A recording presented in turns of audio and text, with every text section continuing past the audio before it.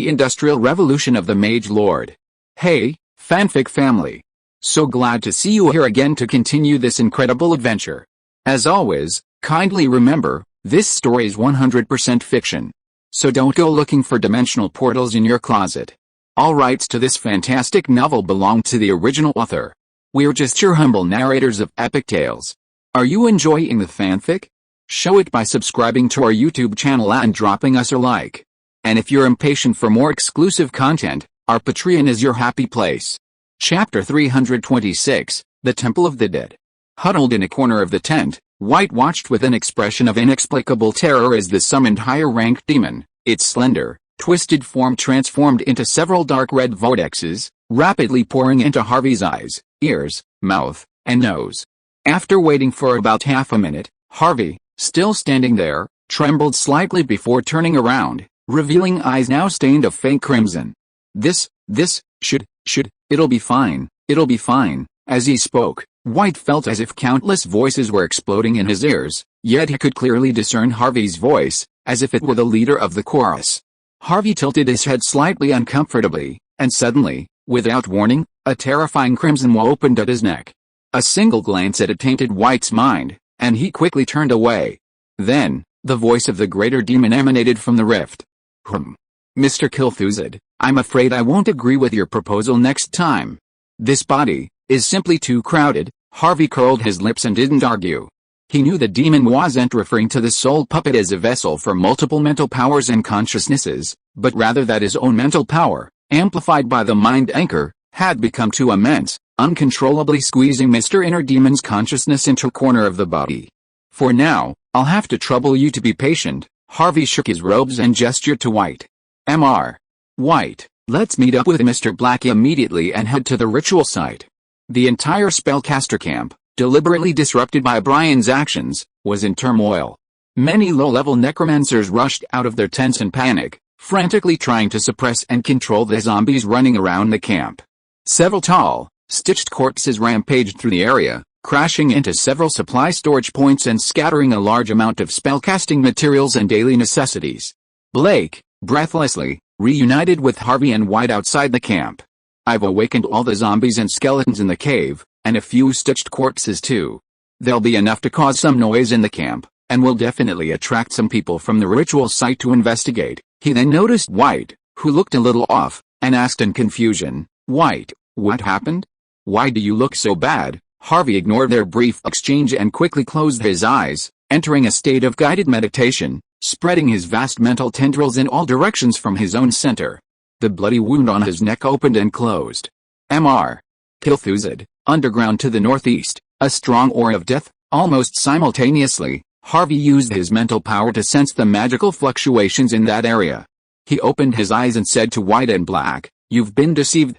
The true location of the ritual isn't on the western rooftop, but beneath the ground to the northeast.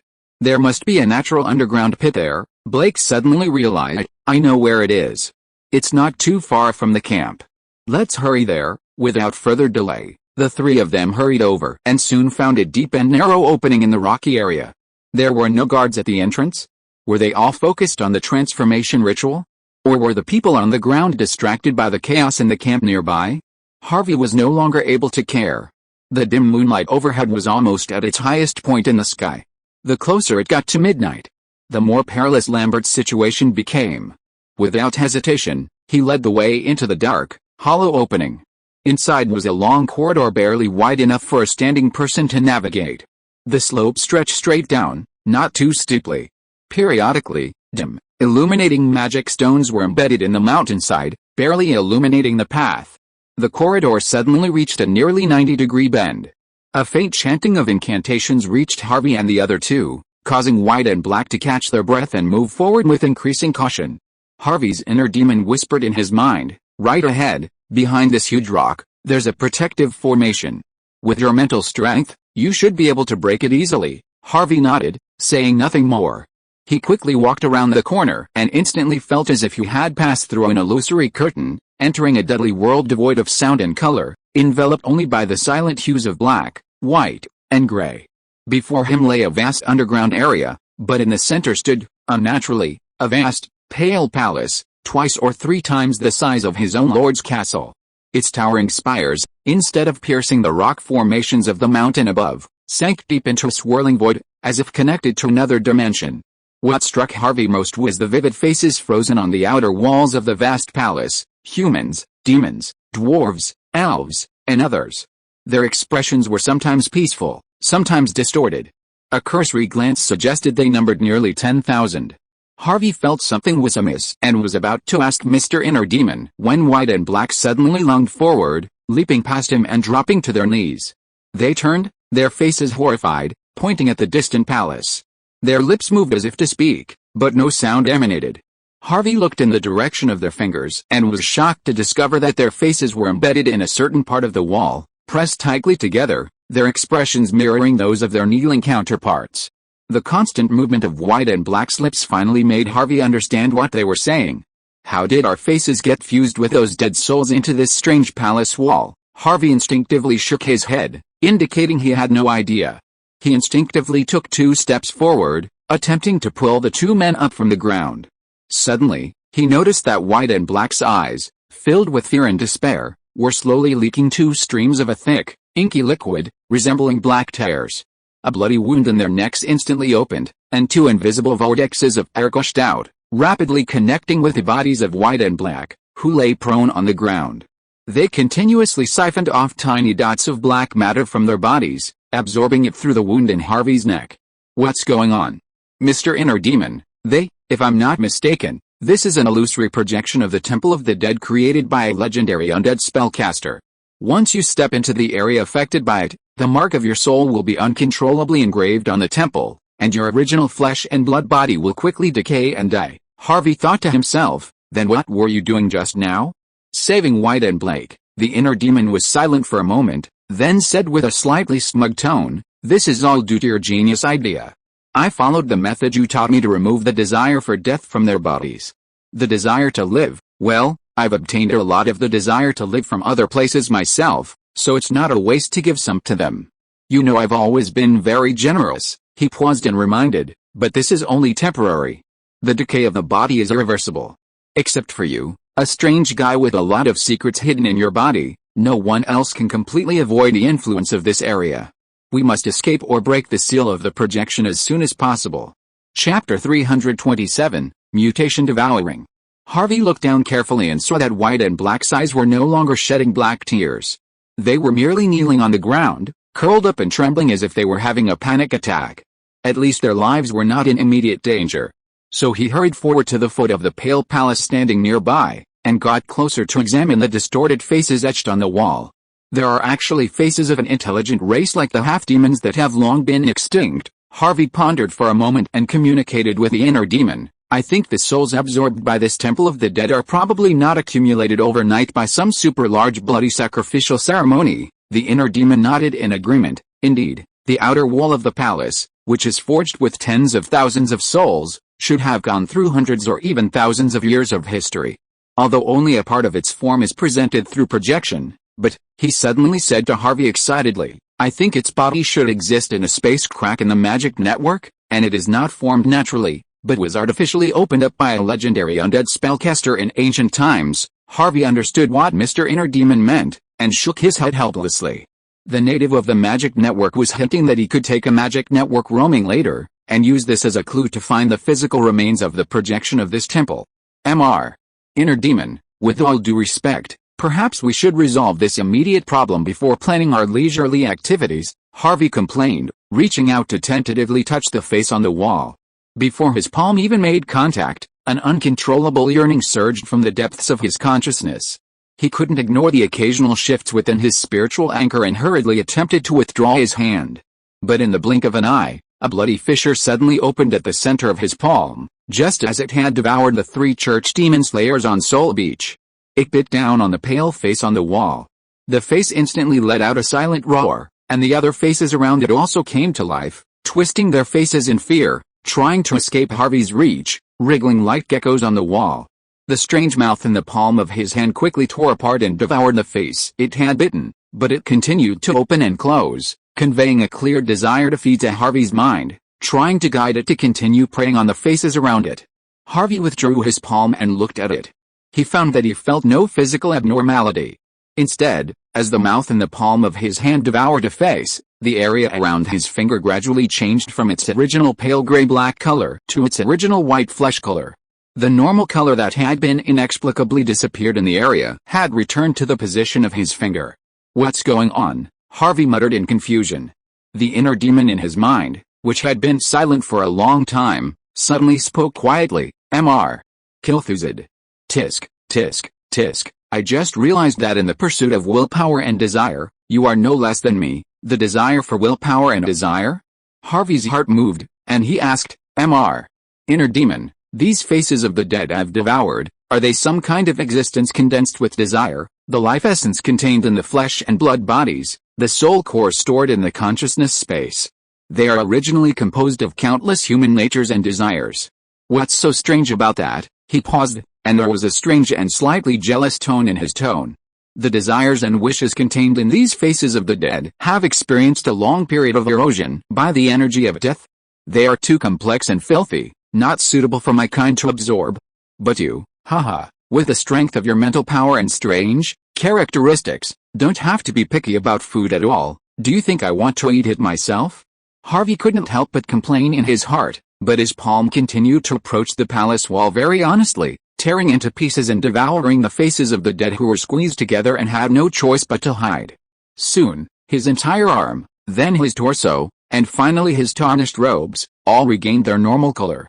From afar, it looked like a vibrant, multicolored goldfish suddenly emerging from a pool of grayish-black stagnant water. Harvey couldn't count how many faces he had devoured. He felt his consciousness gradually fill up, until even his temples and forehead felt a slight swelling, and a slight tingling pain between his brows. "I think that's enough. Look up at the sky," the inner demon said, giving Harvey a timely reminder. Harvey raised his head to gaze at the towering palace and castle. He saw the spire, deep in a swirling void, slowly decaying and peeling away like weather. In an instant, the entire upper half of the palace vanished before his eyes, revealing the silvery moonlight that had once filtered through the cracks in the mountain. Two groans, mingled with pain, echoed from behind him. Harvey turned and saw that White and Black had regained consciousness and were slowly rising from the ground. Blake seemed slightly more seriously injured. After a pause, he suddenly twitched in pain, uttering a wow and spitting out a large mouthful of thick, black mucus. Scared, White quickly pulled a healing potion from his pocket and fed it to him. "It's okay.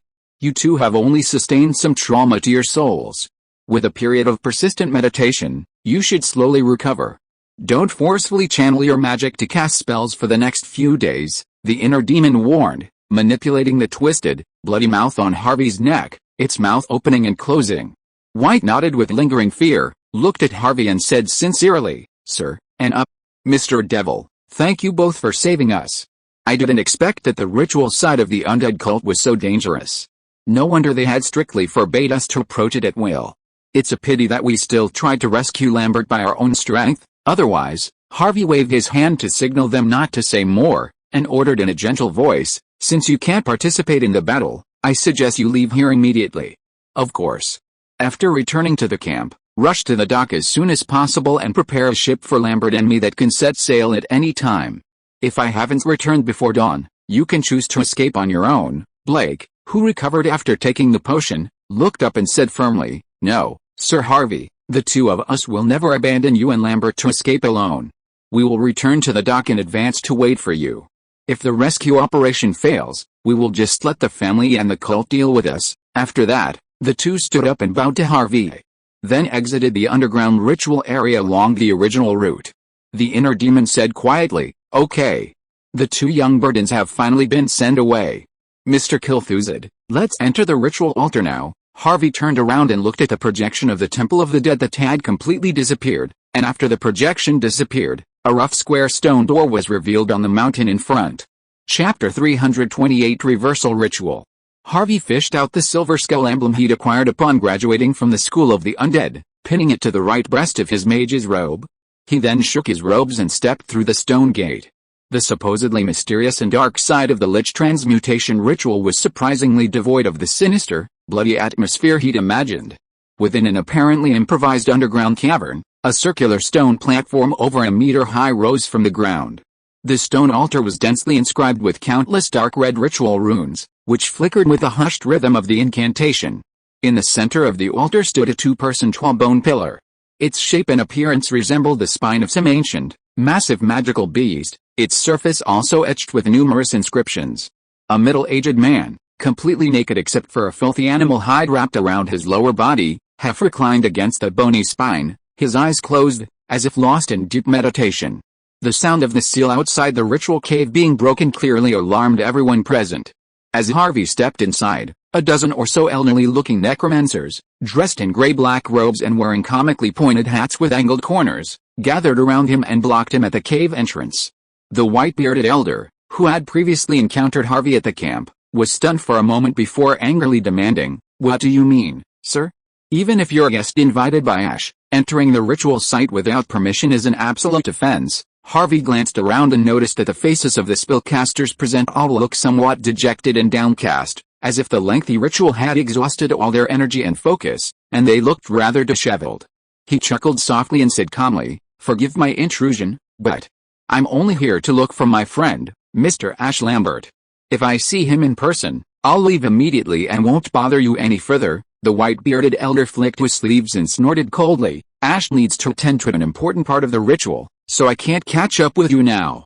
We can forgive you for tampering with the projection seal outside, but please leave as soon as possible." The other members of the necromancer and Lambert family present stared at Harvey in silence. They all knew that the projection seal of the Temple of the Dead was not something a mere mid-level or low-level spellcaster could easily break, especially since he was traveling alone without any help. If it weren't for the skull emblem on Harvey's chest, signifying his status as a necromancer, everyone would have mistaken him for a high-ranking wizard from the Confederation or the Wizards' Council sent to disrupt the situation. "Ash can't catch up with me now," Harvey chuckled, his expression turning slightly grim. "Then I'm afraid we won't be able to catch up after the ceremony, right? Sir, do you plan to hand over his corpse to me later so I can refine it into a zombie puppet and then talk to him?" Facing over a dozen mid to high-level necromancers alone, Harvey wasn't completely unfazed. However, he was merely a soul puppet.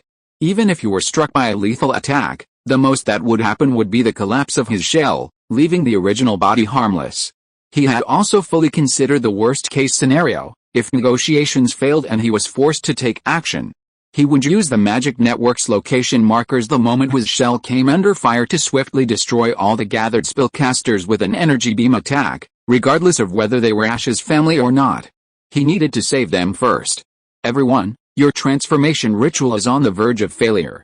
I believe it's completely unnecessary to waste the life of another colleague in a futile struggle." Adhering to the principle of avoiding conflict if negotiations can't be resolved, Harvey still tried his best to dissuade him. The white-bearded elder snorted and was about to scold the other party for being ignorant when a middle-aged, black-haired mage stepped forward and said in a deep voice, "Do you know the ancient lich transformation ritual, extracting life essence, creating a soul vessel, mixing it with the blood of ancient divine creatures? Finally, through a complex and lengthy ritual, sacrificing one's entire soul and flesh, completing the twisted cycle of life, death, and resurrection." Harvey deadpanned as he repeated the secret knowledge he'd learned from the spellcaster forum, concluding with a faint remark from Mr. Inner Demon, "You can't get the blood of ancient divine creatures, right? What other substance did you use instead? This is most likely the reason for your failure." The necromancers were shocked at this and whispered quietly, their heads lowered. The middle-aged wizard was silent for a moment, then spoke, "Since you've revealed the secrets and key points of the ritual, you should naturally understand. Even if the transformation fails, we can't afford to lose Ash, the chancellor of the esoteric cult who has already ascended to a high rank. He must shoulder the responsibility of preserving the family's strength. This is a necessary sacrifice." Harvey shook his head. "It's an unnecessary sacrifice. If I could abort the ritual and rescue the chancellor, who failed the transformation, from his alienated state, could you release my friend, abort the ritual?" The white-bearded elder and the middle-aged wizard exchanged a glance and denied it in unison. "Once the ritual is aborted, the chancellor's body will immediately and irreversibly collapse and disintegrate. We've tried every possibility, but there's no way to achieve it. If failure is inevitable, why not let me try?" Harvey took 2 steps forward, adopting a condescending and aggressive attitude. The middle-aged wizard recalled the other party's behavior of breaking the sealed projection, closed his eyes helplessly, sighed and said, "Forget it, Considering that you are also one of us, I agree to let you try to stop the ceremony, Senator Prawl. No, what if his reckless behavior causes the ceremony to fail? It will be too late for us to perform the blood sacrifice, Your Excellency, Senator, the chief, his body. Look, everyone turned their eyes to the altar and found that Chief Lambert, who was wrapped in animal skin and slumped beside the white bone spine, slowly exuded a large amount of black and white dust-like substances from his arms. As soon as those substances touched the magic circle on the altar, they were immediately absorbed and assimilated rapidly, and merged into the flickering ritual runes. Harvey frowned and said, "Look, the life essence has been extracted uncontrollably. Even if you perform the blood sacrifice ceremony right now, you can't save the situation at all. In the end, you can only get a completely decayed half-lich body." Everyone fell silent, and the crowd automatically parted from the middle to make a path leading to the altar. Counselor Prawl and the white-bearded old man looked at the ground with pale faces, showing an attitude of acquiescence. Harvey nodded to the crowd and slowly walked to the side of the altar, silently communicating with his inner demon in his mind. Mr. Inner Demon, I'm going to trouble you next. Please extract the life essence that has escaped from Patriarch Lambert's body as soon as possible, and I will be responsible for extracting his soul core at the same time, the inner demon said quietly in his mind. No problem, but I have a small suggestion. I will take some of the human desire contained in this extracted life essence. Consider it my commission for your help. How about it? Harvey was speechless. He knew that asking this guy for help would definitely cause some trouble. Extracting some of the desire. You won't just take away his desire for magic, right? Even if you save the person, the Lambert family will only gain two useless father and son with no ambition. It would be better for them to die, the inner demon chuckled. Since you mentioned it, I won't take that part. How about taking his family affection? It seems that his longing and guilt for his deceased children are so strong that they are almost insoluble. A good collection of desires, it's a good choice. Harvey thought silently. After all, Ash and this Lambert patriarch didn't seem to have a close, father-son relationship. With Harvey's permission, the inner demon immediately summoned a projection of reality. Several dark red, twisted tentacles emerged from Harvey's eyes, mouth, and nose, rapidly curling towards the man slumped on the altar. They began to compete with the ritual runes on the altar for the life essence oozing from his body. Chapter 329 Soul Extraction and Desire Extraction. Seeing that Mr. Inner Demon had already begun absorbing the life essence, Harvey calmly withdrew from his stored ring an intricate alchemical device, its surface engraved with countless intricate runes. This storage ring, in fact, was a recent gift from Mr. Scorching Lord, and he had unexpectedly found it useful on this trip. The alchemical device Harvey held in his hands was a mobile soul extractor he and Chris had developed and improved. It allowed Harvey to activate it directly with his own immense mental power, no longer relying solely on the massive planetary energy array in the underground laboratory. Its only drawback was that it could only extract, not transfer, souls, serving as a portable soul container. Harvey used his mage's hand to levitate the soul extractor. The cylindrical mithril shell unfolded under the control of the alchemical mechanism, revealing several miniature soul arrays drawn directly within. These activated instantly under Harvey's mental guidance. The necromancers standing not far behind Harvey were practically all stunned, but no one dared speak, much less step forward, fearing to interrupt Harvey's bizarre manipulations. "What kind of ritual is this?" the white-bearded elder muttered in a low voice. "I've never heard of it before. Can it really stop the failed transformation process?" Counselor Prawl frowned, his lips moving as he whispered, "There's no sense of any death energy fluctuations, nor is this a manifestation of any other orthodox spellcasting school. This friend of Ash's, no, this excellency, is probably performing a ritual of his own creation to halt the out-of-control transformation." He was a legendary spellcaster? Everyone looked at each other in bewilderment. Throughout the southern continent, any spellcaster who achieved legendary status was renowned throughout the spellcasting community for their esteemed names and deeds.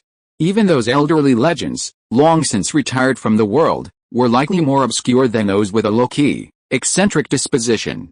At least the Spellcasters Union's annual Truth Bulletin would certainly publish the recent research findings and glorious deeds of these excellencies.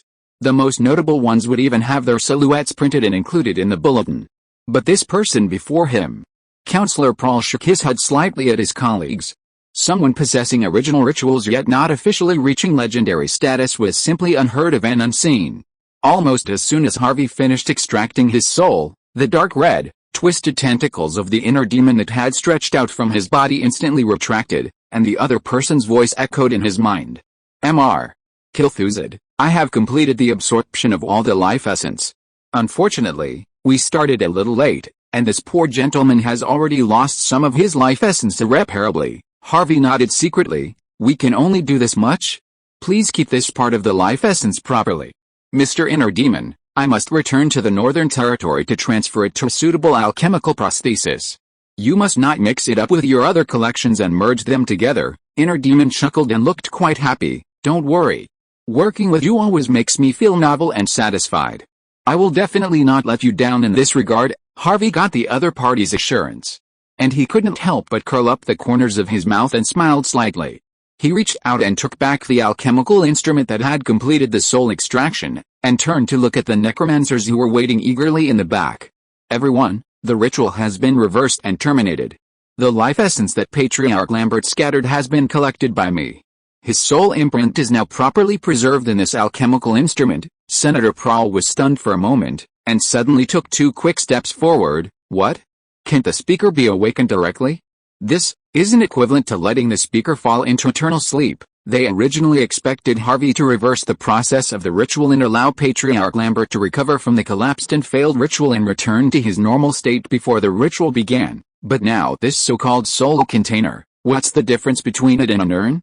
Harvey said helplessly. Everyone, what are you dreaming about?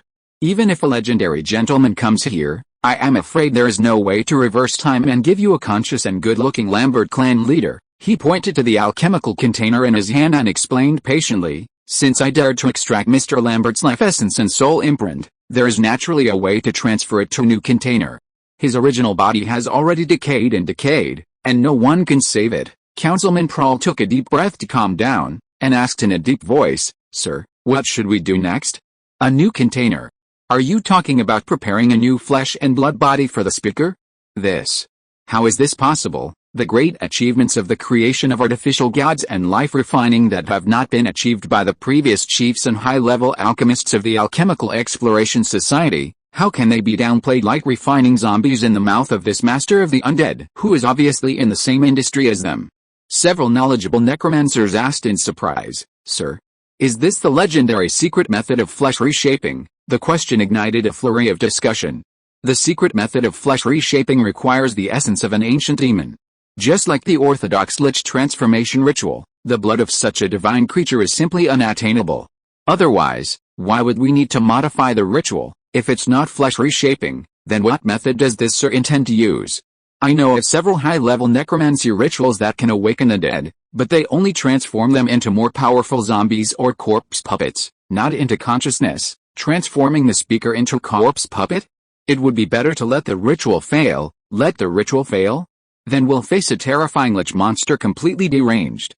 It will transform every living thing on this island and reef into its controlled zombie puppets. Seeing the academic discussion becoming increasingly tense, Harvey quickly calmed everyone down and stopped them from making unwarranted assumptions. I can't elaborate on the specifics yet. I'll have to wait until I return to my own mage domain before I can officially begin the relevance experiments. He glanced around at his fellow necromancers, who were staring intently at him, and smiled. Everyone, should we release my friend, Mr. Ash Lambert? Councilman Prowl bowed sincerely. Then walked over to the stone altar and pressed a hidden trigger. The stone creaked, revealing a coffin-sized hole beneath. Harvey didn't wait for him to help. He stepped forward and pulled.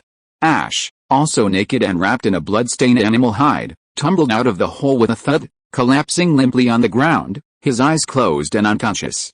Councilman Prowl coughed awkwardly and explained, we gave Ash some sleeping potion, the kind used to calm the zombies when they're running wild. It won't harm his body, and he'll wake up naturally around noon at the latest. Harvey curled his lips and couldn't help but sneer. It seems that my friend Ash didn't volunteer to shoulder the responsibility of preserving the family's strength and make such a huge sacrifice. Chapter 330: A Different Way to Immortality. Seeing Ash safe and sound, Harvey decided not to delay any longer and immediately suggested to the necromancers in the ritual cave, everyone, since the ritual has concluded, Why don't we return to camp and discuss further matters? Counselor Prowl and the white-bearded elder nodded, signaling several members of the cult to remain on site to collect the lifeless remains of Patriarch Lambert and quickly dispose of the ritual's various devices and runic arrays. When they returned to the spellcaster's camp, they discovered that the chaos caused by black zombies and corpse puppets had just been suppressed with great difficulty by their colleagues who remained behind. The camp was still in disarray, with several tents trampled and collapsed. Harvey coughed awkwardly and politely called over a young necromancer, asking him to go to the docks to inform White and Black that the situation was under control. At Counselor Prowl's invitation, he retreated to the camp's largest, appointed tent that served as a temporary meeting hall. After the situation calmed down, the necromancers relaxed their nerves. Without waiting for Counselor Prowl to speak, they immediately surrounded Harvey, eagerly questioning him about the strange spell he had performed during the reversal ritual and the key to its success. Counselor Prowl stood by, somewhat awkwardly, unsure whether to step forward and reprimand them or let them indulge their thirst for knowledge. Their spellcasting sect had endured a truly difficult situation for centuries. Not only was it viewed by the secular world as a symbol of evil and bloodshed, facing a combined siege by the church and the nobility, but even within its own ranks, it faced ostracism from other sects that claimed to be orthodox. Most necromancers survived through family and apprenticeship. A fortunate few had the opportunity to attend the few undead academies in the southern region, receiving a more formal and systematic academic education. However, the academic community remained very small, often forcing them to rely on solitary exploration for research and advancement. But precisely because of this, necromancers, regardless of their origins and status, are more willing to help each other and keep each other warm. That's why these people dare to ask Harvey directly for advice, without worrying that casually exploring other people's magical research results will easily anger the other party. Sir, once the life essence and soul imprint are extracted separately, is it true that there won't be any rejection if they are refused? Mr. Harvey, can the legendary secret method of flesh and blood remodeling be applied directly to the practitioner? Sir Harvey, is that alchemical instrument you used in the ritual just now the result of research that combines alchemy with necromancy? But, shouldn't necromancy use flesh and blood as a carrier to channel the death energy within the magic network? Shadow magic. It must be a fusion of shadow magic and death energy, right? Does your unique magical ability have a chance of reaching legendary status? Surrounded by this group of eager gentlemen, Harvey felt a throbbing pain in his head. Finally, amid the buzzing sound, he struggled to find a chair pushed towards him and sat down. It was like a group of junior college students questioning an undergraduate about the ultimate truth of the origin of the universe. He truly couldn't answer most of the questions. Everyone, the white-bearded old man squeezed to the front with a great effort, waving his hands horizontally to push away the people who were getting closer and closer. Don't be so rude, Sir Harvey is our distinguished guest now.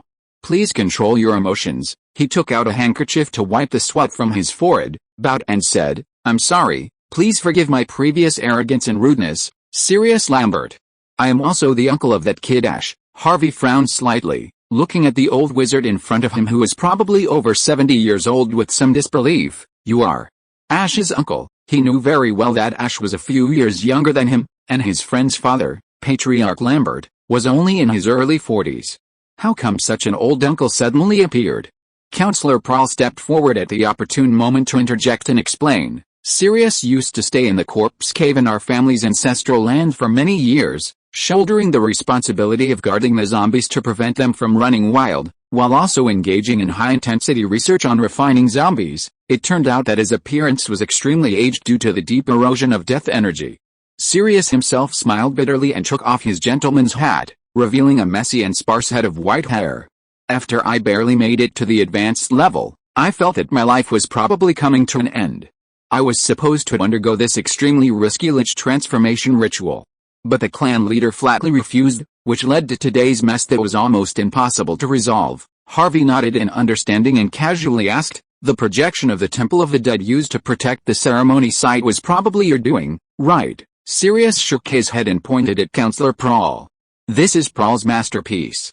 My body is too old to withstand the magical backlash from driving a legendary artifact. Counselor Prowl duly pulled from his bosom a delicately crafted, gray-white miniature castle model, seemingly carved from bone.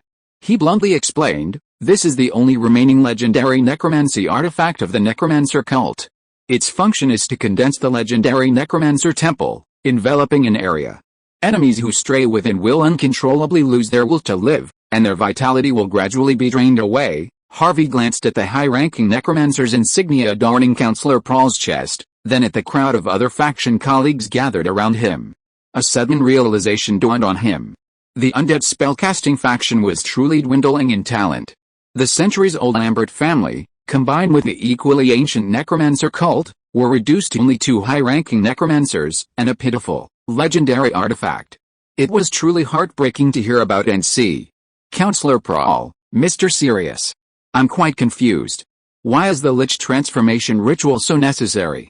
Not only does it violate the Union's taboos, it could also easily lead to widespread attacks from the Church with legitimate reasons. He paused, then continued, furthermore, you haven't been able to fully replicate the correct ancient ritual procedures.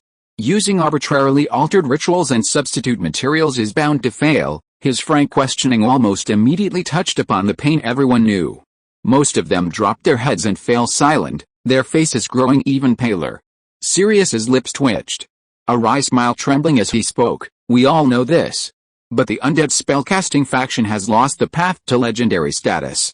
Due to their constant interaction with death energy, even those who reach the higher realms have lifespans shorter than those of ordinary mid to low-level spellcasters. Counselor Prahl tightened the hem of his tuxedo, his face a mixture of shame for his current situation and despair for the future. Harvey's mind stirred, and a sudden idea struck his mind. Everyone, why do you keep lingering on the fruitless research of flesh and blood? As everyone knows, the connection between us spellcasters and the energy of the magic network has always been dominated by the soul and mental power. Why not turn your attention to the soul level? Is the reconstruction of flesh and blood more noble than the immortality of the soul level? The study of the mindless ghosts born after the dead were eroded by energy? Those things are not even as good as a skeleton. They cannot be refined or preserved. Once captured, they will quickly disappear naturally with time. While everyone frowned and pondered, Sirius and Counselor Prahl looked at each other, and almost at the same time, their bodies began to tremble violently and uncontrollably. They asked in unison, Your Excellency. May I ask what is the soul, the immortality of the soul? If you are listening to this novel on a channel other than Fanfic World, it means it was downloaded and re-uploaded without effort. We warmly invite you to visit our channel, Fanfic World. There you will find the original version of this story and many other novels of various genres. We look forward to seeing you dive into a world of incredible novels. Chapter 331: A Coaxing and Deceptive Invitation. Faced with Sirius and Counselor Prahl's excited questioning, Harvey did not intend to hide anything. He thought for a moment and slowly explained, the inspiration for the experiment comes from the Alchemy Exploration Society's research on soul-refining experiments. I regard it as abandoning the flesh and blood body and transferring the soul as an independent energy substance into a non-living container. It turns out it's not soul refining, but soul transfer. Sirius nodded thoughtfully. So the method you plan to use to save Patriarch Lambert is also derived from this soul transfer technology. Harvey nodded in agreement. Although these necromancers have closed channels for acquiring magical knowledge, and many advanced experimental research and magical theoretical innovations will not be generously shared and open to them, it must be said. It is precisely because of this that this group of biased students in the magic world have devoted all their energy to the research of necromancy, running wildly on one path for a long distance. Counselor Prahl also frowned and fell into deep thought. After a moment, he tentatively asked, What you meant just now, is that the general direction of research of the undead spellcasting faction should not be confined to the research of refining death energy and flesh and blood bodies, but should turn to the magic network and soul level. This theoretical statement, has it been clearly verified by experiments? The fish hook that Harvey threw out intentionally or unintentionally was finally bitten by them. He cleared his throat hurriedly, which made the necromancers around him cheer up all their spirits, concentrate their attention, and wait quietly for the answer to this important question. In the past, I have also focused on the application research direction of death energy, and have quite some experience in the technology of refining zombies. However, as the experiments progressed repeatedly, I discovered an obvious problem and disadvantage that is easily overlooked by everyone. Harvey stood up, reached out and gently pulled open the curtain of the conference tent, pointed to the zombies that had just been controlled and gathered in a pile in the camp, and smiled. No matter whether it is the corpse of a human, an alien race, a domestic beast, or a magical creature, under the control of the resurrection technique, they can only be refined and transformed into mindless zombies. This is the most basic and most simple casting theory of an undead spellcasting faction. The necromancer is not a god, so naturally there is no way to resurrect the dead in a real sense. They just use magic to guide and control the corpse, and essentially regard it as a weapon and tool made of flesh and blood. But you haven't realized one thing. Where do the life essence and soul imprints of the deceased go? Haha, there shouldn't be any devout believers of the Church of Light here, right? So no one would say that they went to the heavenly kingdom of the God of Light. Sirius nodded and answered cautiously, not only the spellcasters of our faction, but also the spellcasters of other orthodox factions generally believe that the life essence and soul imprint should quickly dissipate and disappear after a person dies, and then be eroded and absorbed by the magic network. This was a research theory proposed by the first chief of the Federation regarding the nature of the world and magic power. This mysterious legendary lord believed that the operating rules of the world and the magic network needed to achieve an absolute balance. Therefore, the real world absorbed as much magic power and energy from the magic network as it did from the magic network. After the life passed away, the life essence and soul imprint needed to be returned as much as possible. This is the only way to ensure that the two intertwined spaces achieve a delicate energy balance and avoid collapse and shattering. My experimental inspiration comes from this. Harvey smiled. The magical theory related to the origin of life is really too profound and obscure. There has been no fruitful research results in thousands of years. This is why the great alchemists of the Alchemical Exploration Society have been repeatedly frustrated, but the research on the synchronization of soul and magic power has long been mature.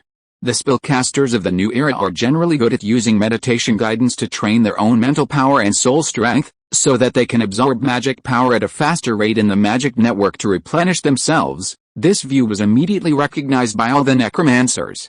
Someone interrupted and said, yes, the elves, whose meditation ability is weaker than that of humans, were the first to invent spell coordinators as a means to connect to the magic network space and assist in the absorption of magic power. This group of necromancers really understood things at a glance, and were extremely good at drawing inferences from one example. It gave Harvey the illusion that he was teaching a group of academic masters, and the feedback from the lecture made him feel very happy and satisfied. So what I just jokingly called the way to immortality of the soul is actually nothing more than transferring the complete soul imprint of a living being into an alchemical container of a non-living being. Since there is no way to prevent the natural disappearance of the life essence, it is better to decisively set it aside and focus only on the preservation and continuation of the soul. Counselor Prahl reacted very quickly and immediately asked, Sir, we have tried the soul transfer you mentioned in the past, but the speed at which the soul imprint dissipates after death is too fast. There is no time to extract it completely. Moreover, even the incomplete soul material is extremely difficult to preserve for a long time. This made Harvey choke.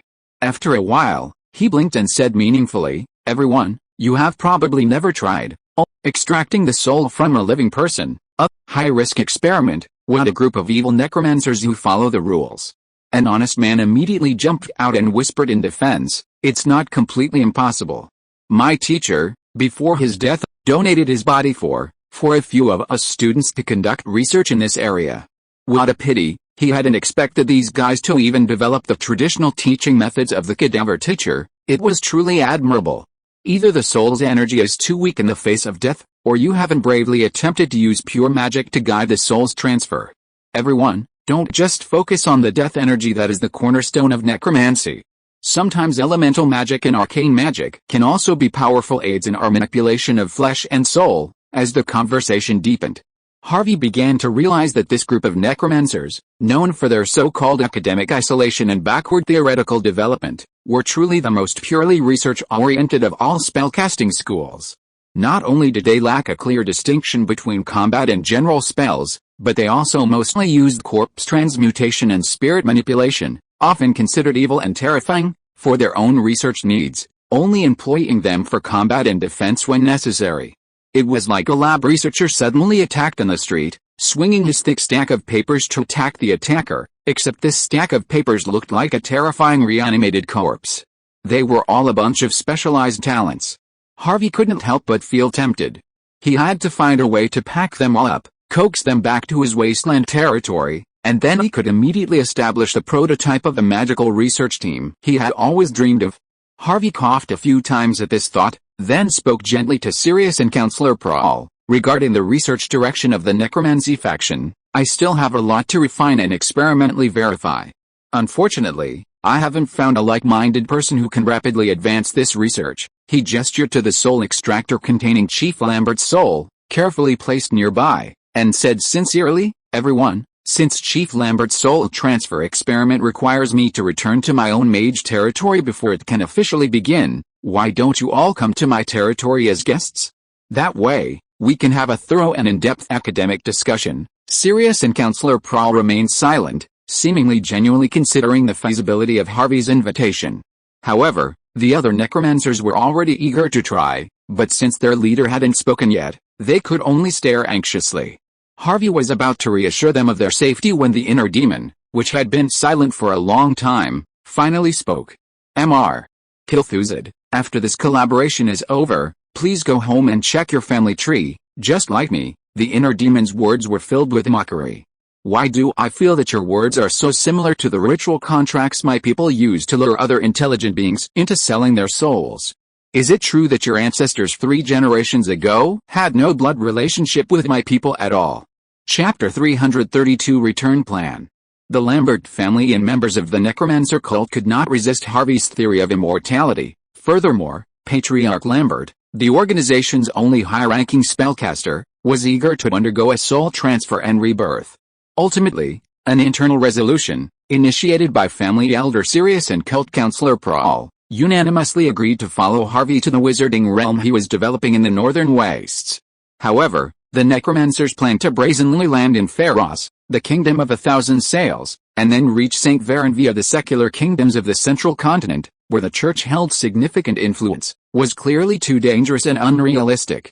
Harvey conferred with the 2 leaders and decided to continue their previous route, landing in Erisburg, then using the local Union branch's continental teleportation array to transit through the Principality of Barclay, and finally reaching the wizarding kingdom of Danius, currently at war with St. Varen. However, the continental teleportation array set up by the Union branch was limited in scale, unable to accommodate over 100 spellcasters in such a short period of time. Furthermore, they were already fleeing, and most of them carried valuable experimental equipment and a large amount of expensive materials. Harvey's instantaneous magic web teleportation technology couldn't quickly construct a makeshift teleportation system on these barren offshore islands. Using only the limited energy from the hand-drawn magic array, it would take an indefinite amount of time to transfer all their belongings to the vast northern wastes thousands of miles away. Therefore, after teleporting from Danius to Grizzly Castle, they would need to embark on a short, 2-day, 2-night journey in an alchemical vehicle. Fortunately, the entire Grizzly territory was currently largely under his armed control, so there was no need to worry about their safety along the way. "Sir Harvey, are we really not allowed to take any zombies or corpse puppets with us?" "Yes, those are experimental materials we've accumulated for ages, and they occasionally serve as cargo haulers. It would be a shame to just abandon them on the island. My stitched corpse puppet has been with me for years, meticulously cared for daily with preservatives. It's truly hard to part with it. Ever since the enactment of discriminatory laws targeting undead spellcasters, obtaining corpses through a conventional means has become increasingly difficult. Most necromancers, finding no cadaver sources and lacking the courage to risk violating the law, have become increasingly appreciative of the zombie materials they have on hand. This time, almost everyone on the island brought 4 or 5 zombie puppets to refine.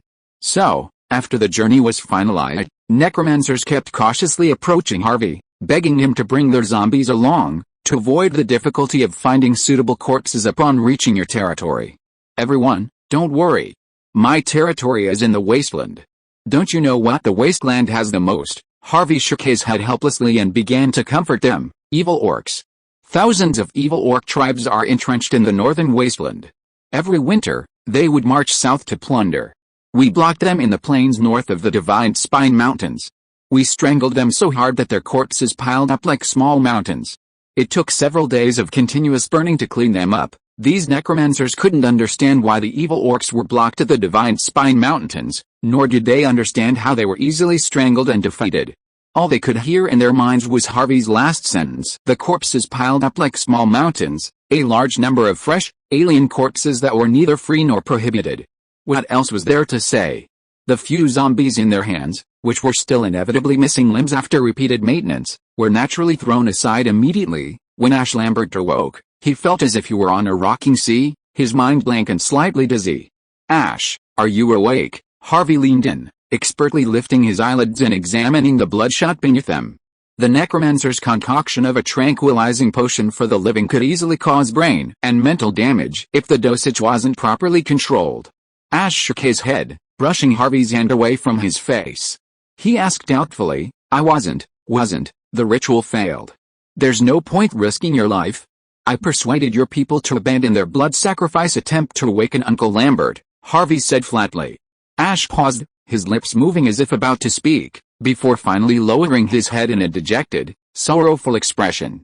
My father, has he? Harvey nodded, gesturing to the silver metal canister on the table in the cabin. Ash said in surprise, how long have I been unconscious? My father's funeral has been held? These are his bones. It seems that you have been confused by the drugs. Ha smiled and explained, I used the secret technique of soul to preserve the complete soul imprint of my uncle. After you and I return to the north, I will find a way to find a suitable body container for Uncle Lambert and let him be reborn. Ash almost jumped up from the bed and his head almost hit the low ceiling of the cabin. What? You have a way to resurrect my father? God of the dead, is there really such a legendary magic to resurrect the dead? One that can completely preserve the soul's consciousness and memories before death? My father won't become a bloodthirsty monster because of this. Harvey rolled his eyes. You still can't believe me? When have I ever lied to you in the 4 or 5 years of studying together? My credibility is among the best in the entire Undead Academy. Ash curled his lips and muttered softly, when have you ever lied to me? Haven't you lied to me enough? You made soup with mushrooms grown on the corpses of experimental animals and tricked me into drinking it as a regular soup sent by the restaurant. Before Ash could finish his words, Harvey quickly punched him in the mouth, stopping him from showing off his super memory. So, Uncle Sirius and Senator Prawl have agreed to visit your territory? Harvey nodded. Yes, I will take you and Uncle Lambert's soul imprint back first, and it will also be convenient for us to arrange in advance for the Federation branches along the way to prepare teleportation arrays and receive the large force. After all, there are too many people, and it is impossible to completely hide such a long journey. He arranged for White and Black, who had already been to the northern wilderness, to lead the large army to follow him and head north according to the planned route.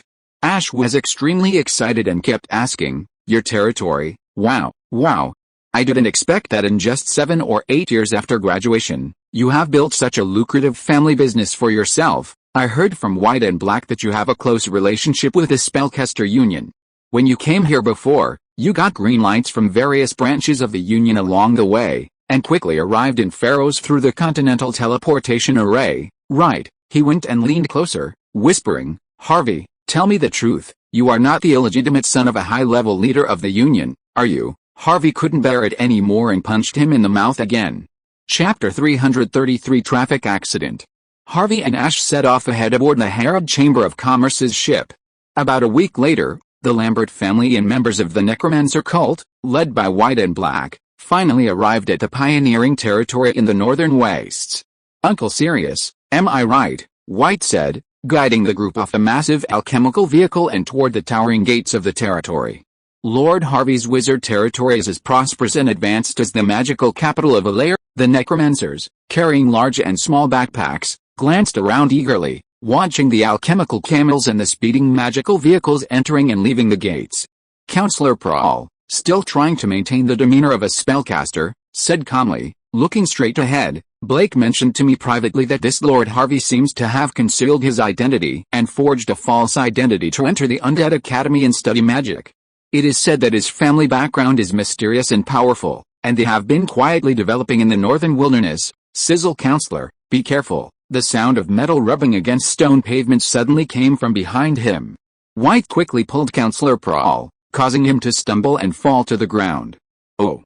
Sorry, sir. A green-faced, fang-toothed half-orc soldier slid down from the magic car, bowing repeatedly in apology with a face full of shame. This is my first time driving a magic car on official business. I was so impatient that I forgot to slow down near the city gate. Please don't complain to the military. I have very few discipline points left this month, a beast-like alien? Sirius and Prawl exchanged a glance, a hint of anger on their faces. Orc slave, why isn't your master around? He actually let you operate such a dangerous alchemical instrument without permission. Did you steal it from the magic lab? What master? What alchemical instrument? What stolen?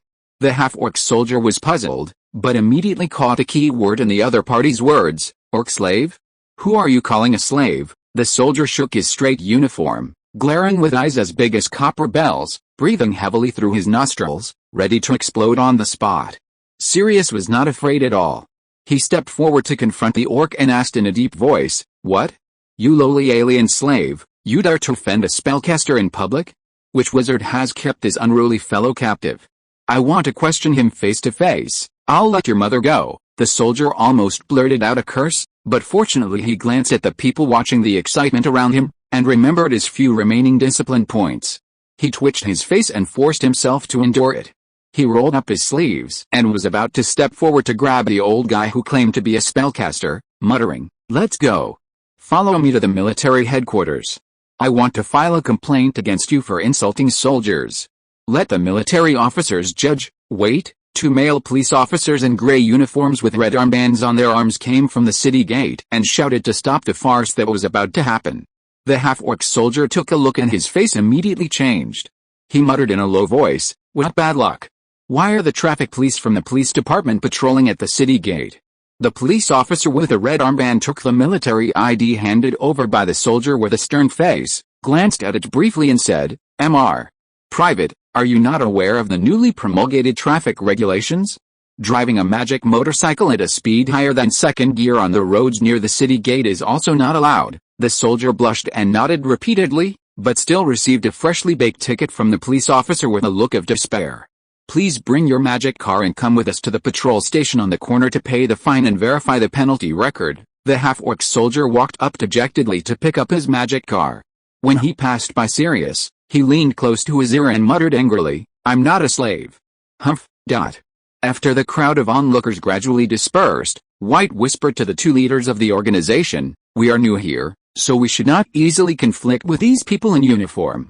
The last time I came here, I found that these people should be the wizard followers of Lord Harvey, mixed with a large number of powerful bloodline warriors, and equipped with special offensive magic weapons." Sirius was startled, and secretly glad that he did not teach the other party a lesson on the spot.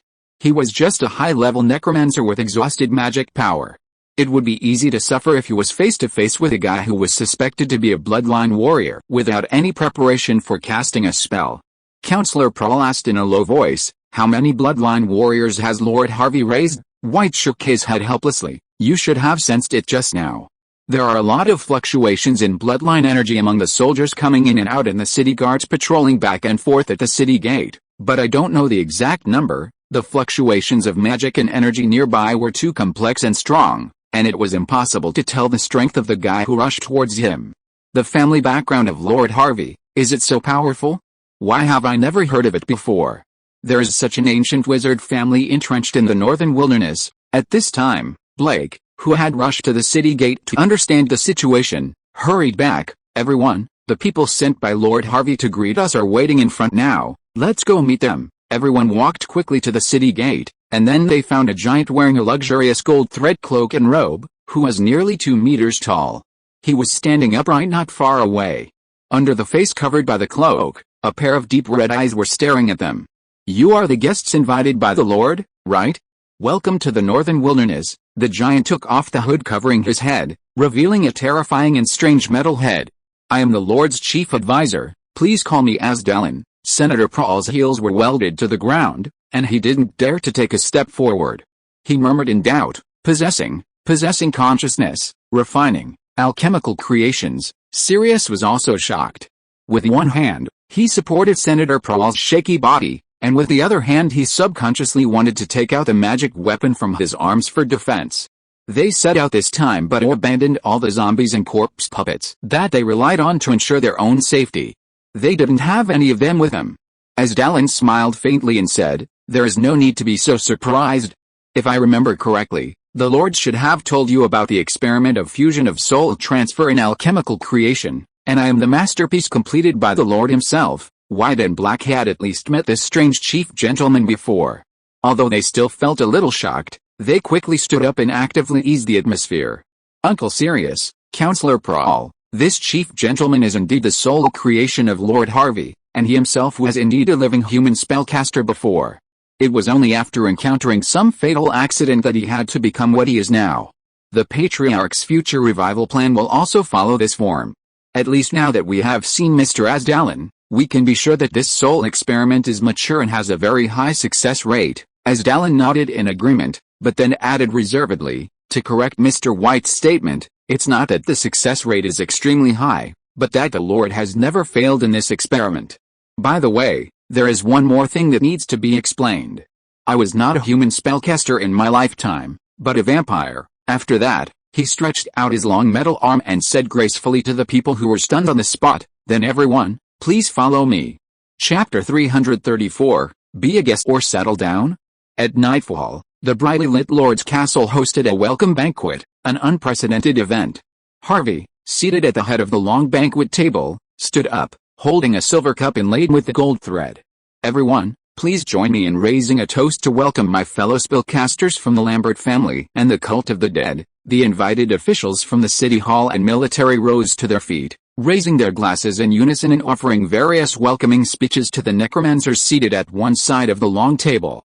The Lambert family and the cult members had never experienced such a grand occasion before, so they could only stand and return the greetings in a daze. Just as they took a sip of their wine and sat down, another representative of the host lined up to toast them. They stood up and sat down again, gulping down a bellyful of wine. Blake pulled a napkin over his face and burped sheepishly. My apologies, White. Lord Harvey is so gracious and hospitable. We didn't get treated this way the first time we came. White, while more restrained in his drinking, remained steadfast in his knife and fork. Though he tried to maintain his dining demeanor, his plate of dishes, lemon-roasted chicken, honey-stuffed meatballs, smoked venison shanks, crispy fried pork chops, clearly emptied faster than anyone else's. Necromancers were known for their secluded existence, rarely interacting with other orthodox spellcasters unless absolutely necessary, nor did they often socialize with ordinary people. Furthermore, no noble or wealthy merchants would employ a necromancer as a magical advisor, leading most to a life of poverty and asceticism. The most common difficulty is the inability to hire mortals to build towers, a symbol of their noble status, like other spellcasters can. Living corpses are incapable of being manipulated to perform elaborate construction and stonemasonry work. Those undead spellcasters fortunate enough to possess towers have done so through generations of family inheritance, often in remote locations. After all, no fiefdom lord or noble would want a tower erected in their city. Furthermore, without the income from noble betrothal gifts and tributes, coupled with the heavy expense of purchasing the large quantities of corpses needed for experiments, and without the discounts on magical materials and magic stones offered by the Union like other orthodox spellcasters, these necromancers face an extremely difficult and challenging path. They primarily subsist on water and bread, and are reluctant to consume mana-boosting potions or expensive magic stones when meditating or practicing. As for attending a lavish dinner at the invitation of a fiefdom lord, this is something most have never experienced. During this banquet, not only did the host, the overlord himself, treat the necromancers with due respect, but even his seemingly arrogant officials showed no disdain or contempt for the undead spellcasters. They smiled, served wine, and stood up, warmly inviting them to eat and drink. The gentlemen in their neatly trimmed uniforms were especially welcoming. To their amazement, 2 or 3 of them were beast-like officers. These officers were the most enthusiastic and hospitable. Some even stood up and walked around to where the necromancers were seated, laughing heartily as they embraced a guest they found pleasing, urging them to drink and engaging in lively conversation. Mage Michelle, ha ha ha. If you want to inquire about the corpses of the evil orcs, then I'm the perfect person to come to you. Dave held the hand of a pale and frail young mage, repeatedly signaling him to drink up the contents of the cup, making the mage, who had a very low alcohol tolerance, dizzy. Come on, finish this glass of wine, and I'll tell you where to get fresh and complete corpses of evil orcs. White keenly caught the ongoing topic beside him, quickly put down his knife and fork, leaned forward slightly, and asked politely, Captain Dave, your River Valley outpost, Will it really encounter a large number of evil orc tribes heading south to plunder? Dave narrowed his eyes, patted his chest and replied, "How could I possibly deceive the Lord's distinguished guest? Those guys show up on time every winter. The outpost fortress is the front line of the battle with them. After a battle, the corpses of evil orcs pile up like mountains. It takes us several days just to burn and bury them." White was stunned, and suddenly felt a tearing pain in his heart. He couldn't help but mutter, "What a waste." Seeing this, Dave immediately thought of the lobbyist tasks assigned to them by the Lord before the banquet began. With a roll of his eyes, he reached out and embraced the two necromancers with regretful expressions, whispering, "Listen to me, without the Lord's special approval, you can't get those corpses. You don't even qualify to go to the Valley Outpost." "But," Michelle asked hurriedly, "how can we get the Lord's special approval?" Dave blinked and smiled, "Of course, join us and serve the Lord. Not only can you go to the front lines yourself and choose from those corpses, but there are also many evil orc priests. We even captured them alive, living materials of alien spellcasters." White and Michelle looked at each other, and both noticed the desire and greed in each other's eyes, and turned their eyes away in shame. For a necromancer, possessing living experimental material at the level of a spellcaster without bringing disaster upon themselves is a feat exceedingly difficult. Those who have dared to do so in the past have been meted out with extreme punishment by the Union and the Church, or simply burned at the stake. Halfway through the banquet, Harvey sat at the head of the table, taking in the entire venue. He saw that the atmosphere was well established, and it was time for him to reveal his true colors. He gently tapped his silver knife and fork against the crystal wine glass beside him. With a soft clink, the already intense drinking urging ceased, and everyone returned to their seats. "Everyone, I've issued the construction order to the Territory City Hall today for the Academy of Sciences building." Harvey smiled, glancing around. Seeing the puzzled expressions on everyone's faces, he explained calmly, "Until the building is completed, you'll have to temporarily stay in a tourist hotel. I've had a hotel vacated by the City Hall to ensure everyone has their own comfortable room." Sirius and Prahl, already a little tipsy, paused for a moment before asking, "Your Excellency, thank you for providing us with such a comfortable and luxurious temporary home. But we're not quite sure what this Academy of Sciences building means." They took the bait. Harvey smiled faintly and gestured for two waiters to wheel in a large wooden blackboard, onto which he hung a massive architectural blueprint. "Please look. This massive 5-story building, nearly the size of two lords' castles, is the Academy of Sciences building." Harvey stood up and spoke at length about the blueprint. Aside from the lobby on the first floor, each floor has its own functional area: lounge, material storage, laboratory, study, library, dining room, archives, conference room. This reinforced concrete structure would have been a slightly exaggerated, self-built rural dwelling in Harvey's previous life, but in this world, both its height and scale far surpassed the typical specifications of a wizard's tower. Everyone gasped in amazement at the massive U-shaped building complex depicted on the blueprint. Prahl asked doubtfully, "My lord, what does this have to do with us? With all due respect, you're well aware that zombies and corpse puppets are incapable of such a large-scale and elaborate construction project, and we don't have any corpses to drive right now." Harvey waved his hand. "Who said I invited you here so you could command the zombies to build a house for me?" He glanced around and said sincerely, "My colleagues, this building is what I plan to build for you. It's a magical research institute dedicated to necromancers. Upon completion, it will be delivered to you in its entirety, and it will be equipped with the most advanced magical experimental equipment and an abundant and continuous supply of magical materials. This is all part of the cooperation agreement signed directly between the Federation and the Alchemical Exploration Society." "What? A magical research institute dedicated to necromancers? Delivered to us? By the necromancer, I'll have the chance to own my own magic laboratory in my lifetime? This is dozens of times more magnificent than the private wizard towers of those orthodox spellcasters." Sirius' eyes were slightly red, his body trembled slightly uncontrollably, and his lips moved as he squeezed out a word with difficulty. "Lord. Your lordship, this requires us." "What price to pay?" Harvey said lightly. "No price is required. I just hope that you can stay and settle down in my territory for a long time. As for whether you are willing to serve and work for me, it all depends on your heart." He paused, and slowly added, "Moreover, if you join me, I can absolutely guarantee your safety, and the respect and treatment you deserve." The Federation and other spellcaster organizations will never discriminate against you or treat you unfairly. As for the church, the heads of those judges and priests are hanging in the City Hall Square, with such sincerity, what else can I say? The Lambert family and the cult of the dead had struggled to survive for far too long, and now even their 3 remaining high-ranking wizards were on the verge of exile. If they continued to flee from place to place, they would ultimately perish under the brunt of the attacks of the church and the nobility, while the Union and other wizarding organizations would undoubtedly sit idly by. Sirius and Prawl exchanged a glance, then decisively stood up and offered Harvey the most dignified ancient wizard salute. The other necromancers behind them also rose, saluting with excited gestures. "We are willing to serve you, Lord. May your path of magic reach the ultimate truth." Chapter 335 Talent Recruitment.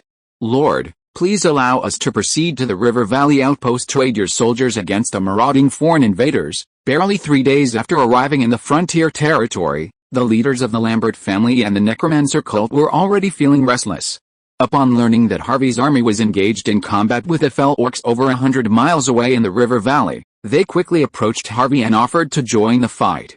The promises Harvey offered were truly daunting: a magical research institute dedicated to undead spellcasters, a supply of precious experimental equipment and magical materials, and the promise of long-term protection.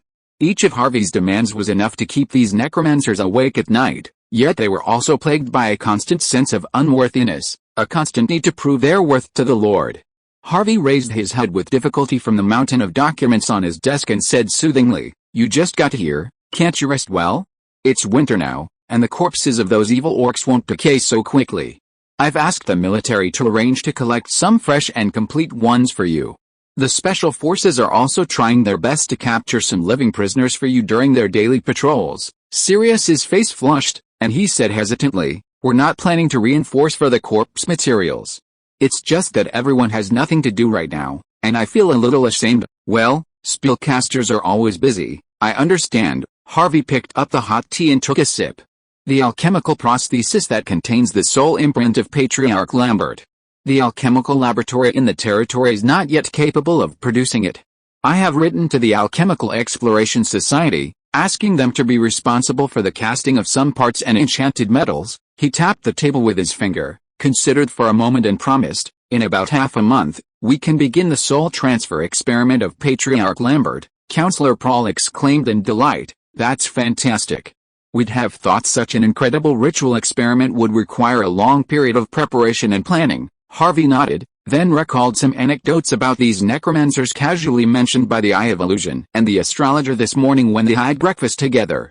He couldn't help but ask, "I heard that after you moved into the hotel in the Castle District, you haven't seemed to have gone out yet?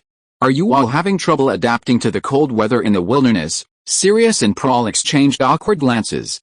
Finally, Sirius coughed twice in a mock manner and began to explain hesitantly, "Your Excellency, as you know, we aren't very popular with ordinary civilians.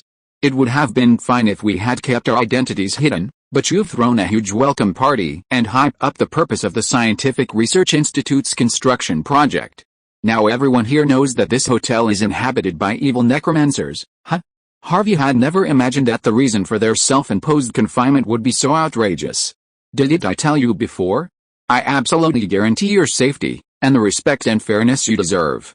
These aren't just empty words, but the real treatment you'll enjoy in my territory." Harvey sighed, knowing it wouldn't be easy to completely change the undead spellcasters' insecure and cautious attitudes in a short period of time. He rummaged through the pile of documents and pulled out a densely written page. "Originally, I was planning to reject this application. See for yourself." Sirius and Prawl quickly bowed and took the page from Harvey, sitting upright together to carefully read it. "Important work report and talent recruitment application project for City Hall. What does that mean?" They looked up quietly and saw Harvey hunched over his desk again, reviewing his work. They wisely chose not to ask, but continued reading.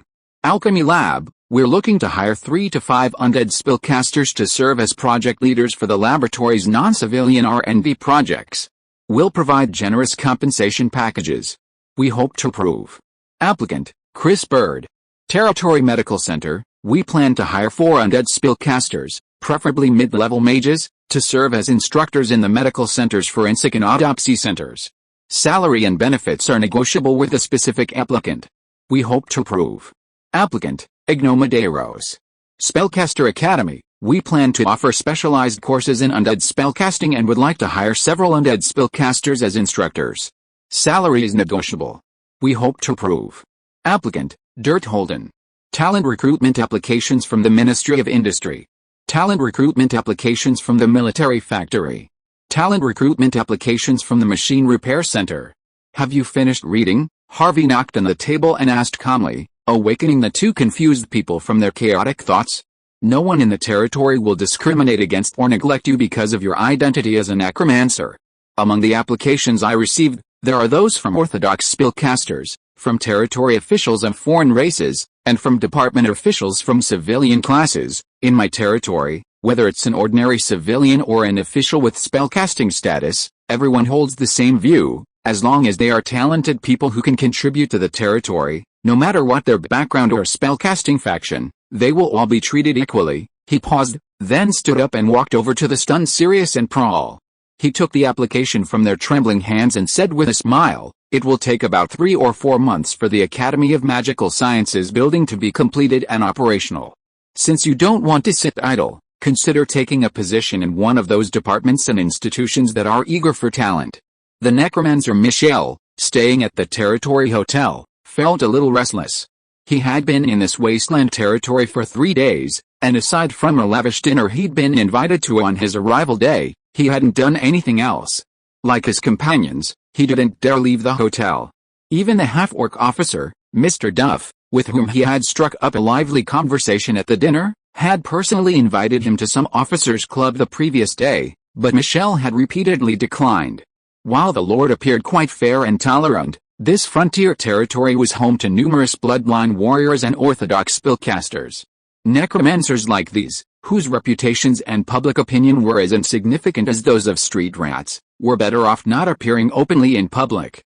However, the hotel's decor was incredibly comfortable. Not only did each person have a private bedroom, but they even had a separate bathroom. Hot water gurgled from brass metal pipes.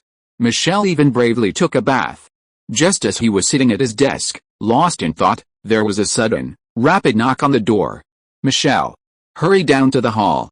Elder Sirius and Counselor Prawl have something important to announce." Every necromancer living in the building opened their doors and hurried downstairs to find the two leaders of their organization standing in the middle of the hall, their faces flushed and excited, clutching a stack of papers as they spoke.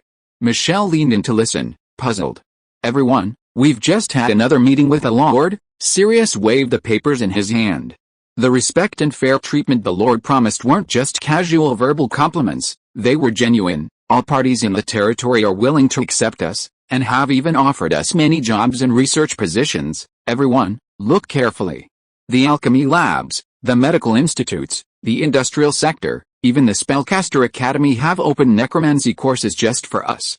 We can teach at the Academy and freely recruit apprentices." Chapter 336 Graduation Ceremony and Further Study Plan.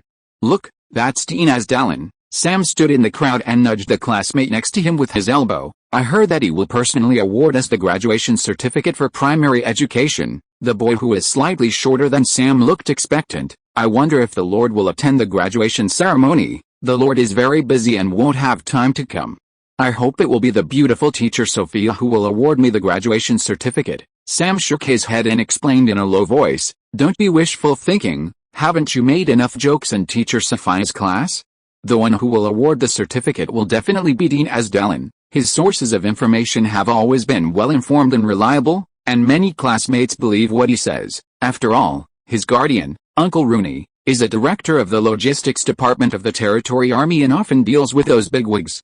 Even more enviable was Sam's neighbor, Captain Vaughn, a renowned sharpshooter of the Northern Army. He was a renowned figure known throughout the territory.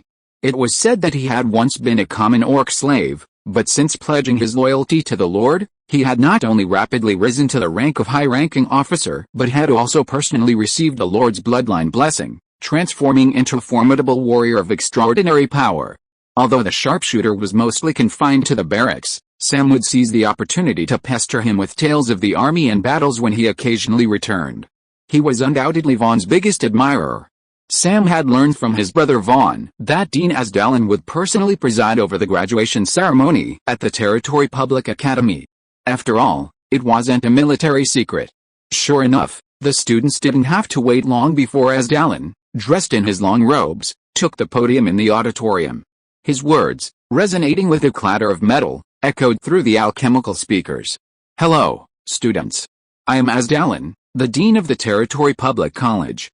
Today, on behalf of Lord Harvey, I would like to congratulate you on completing all the courses of primary enlightenment education and successfully passing the assessment to become the first batch of official junior graduates after the college's restructuring." As soon as he finished speaking, the students standing below immediately set off a wave of enthusiasm, applauding and cheering. Asdalen extended his metal fingers and tapped twice on the loudspeaker, signaling everyone to keep quiet, and continued, "The reason you can successfully pass the assessment and graduate is that most of you are the children of the first citizens to join the territory. You laid a good learning foundation in the first literacy school established in advance, and you are much ahead of other people who joined later. So don't be too proud and complacent. After all, primary enlightenment education is just a starting stage, and there are countless more advanced knowledge waiting for you to explore and learn. However, your successful graduation is still worth celebrating. In the words of the Lord, from today on, you have the qualifications to knock on the door to truth and knowledge, and have completely embarked on a path that is completely different from your predecessors. Whether you continue to study or devote yourself to work, you will get rich rewards." The crowd burst into warm applause and cheers again. Asdalen waited patiently for the applause to subside before pulling out a copy of his graduation certificate and declaring calmly, "Next, you must listen carefully and remember what I say. This concerns your future prospects and career path, and it cannot be underestimated. According to the graduation requirements of the reformed public colleges, students who have undergone primary education and successfully passed the assessments and graduated are free to choose from 3 career paths. The first is to successfully obtain a graduation certificate, register their identity with the City Hall, and wait for automatic assignment to a production department as a paid contract intern. Upon turning 16, they will be immediately promoted to full-time contract employees, with a significant salary increase. This is likely the optimal choice for most graduates, as the second and third paths are somewhat more difficult. The second option is for students who passed the graduation assessment and are above a passing grade. They can apply to enter the intermediate vocational education department. After 2 years of study, graduates can enter various production departments as trainee managers. A small number of students with outstanding academic performance can enter the advanced management department after completing intermediate vocational education. These students can almost be considered to have achieved a class leap and will become reserve talent for future territory administration. Of course, the last and more difficult option, which probably not many people would place their hopes on, is to pass the Spellcaster Academy's talent test, become a Spellcaster apprentice, officially enter the Spellcaster Academy for further study, and become a transcendent. After Asdalen explained in detail the students' choices of graduation destinations, he did not forget to give them an earnest reminder: don't make impulsive decisions right away. After you get your diploma, go home and discuss it carefully with your parents and family before making a choice. Your status as a graduate will be retained in your household registration for a full year, which is enough time for you to think clearly about where your future should go. After that, he began to read out the list of graduates one by one, and asked the students to come forward one by one and solemnly take the red booklet representing their academic proof from him. When Sam heard his name, he immediately puffed out his chest and walked over to Asdalen. Nervously and anxiously, he received his diploma from the dean, earning him a word of encouragement: "Congratulations on your graduation, Sam. Does everyone's diploma have the same information?" Sam heard his classmates whispering as he returned to the crowd. He immediately wondered, too. With trembling hands, he carefully opened the cover of his certificate. Inside, he saw a piece of fine, textured, thick, leathery cardboard. In the upper left corner was the silhouette of the Lord's castle, with large text in the center and his name printed below. As his finger touched the name, the paper glowed with a faint, luminous white light, a delicate and magical look. Elementary Enlightenment Graduation Certificate, First Graduate of Pioneer Territory Public College, Sam. Assessment, Excellent, Dean Asdalen. The graduation ceremony continued, and the students who had received their certificates were already eagerly discussing it. "What about Kenny? Are you going to the Ministry of Agriculture like your dad?" I heard the garrison corps out east pays better than the farms. How about the bicycle factory? The internship period is longer than at other factories, but there are discounts on bicycles, and I really want my own. I'd like to try the medical center. Although the internship period is tough, the pay is good, you learn a lot, and you're well respected. Sam, what are your plans? I heard Uncle Rooney wants you to go to the Ministry of Construction, a classmate he was close to asked. Sam was stunned, his mind racing. He recalled the terrifying supernatural power he had casually displayed during dinner at his elder brother Vaughn's house, how he had crushed a hard metal conch shell into a pile of fine black powder with a simple rubble of his hands. And then there was that gleaming magic gun, engraved with intricate patterns. Ever since seeing that scene, Sam couldn't help but have a thought that even he found a bit absurd. He wanted to become a transcendent, to serve the Lord in the army like his elder brother Vaughn, and receive the Medal of Honor personally bestowed upon him by the Lord in front of thousands of people at the awarding ceremony. He wasn't qualified to join the army, but as the Lord had said, knowledge could also bring one unparalleled power. With this thought, Sam made up his mind without hesitation. I want to sign up for the Spellcaster Talent Test, enter the Spellcaster Academy to continue my studies. Chapter 337, Outpost Observations. When the whistle sounded, an explosion of excitement erupted throughout the valley's outpost. Michel rushed out of the barracks tent, nervously following the large crowd as he raced up the fort's walls. He glanced around, searching for a suitable combat position, only to find that every wall-top was already filled with soldiers bearing magical weapons, leaving no room for him. The soldiers stationed at the outpost were already accustomed to this scenario, needing no further instruction from their superiors. Each knew exactly what to do next. In the trenches on the riverbank outside the fort, ambushes were already in place. As they did every winter, the soldiers on the fort's walls were on alert, providing early warning and observation. If they spotted a large force of fell orcs on the other side of the glacial river, they would immediately sound the whistle, and the frontline troops would quickly traverse the network of trenches and tunnels to reach the riverbank and meet the incoming enemy from above.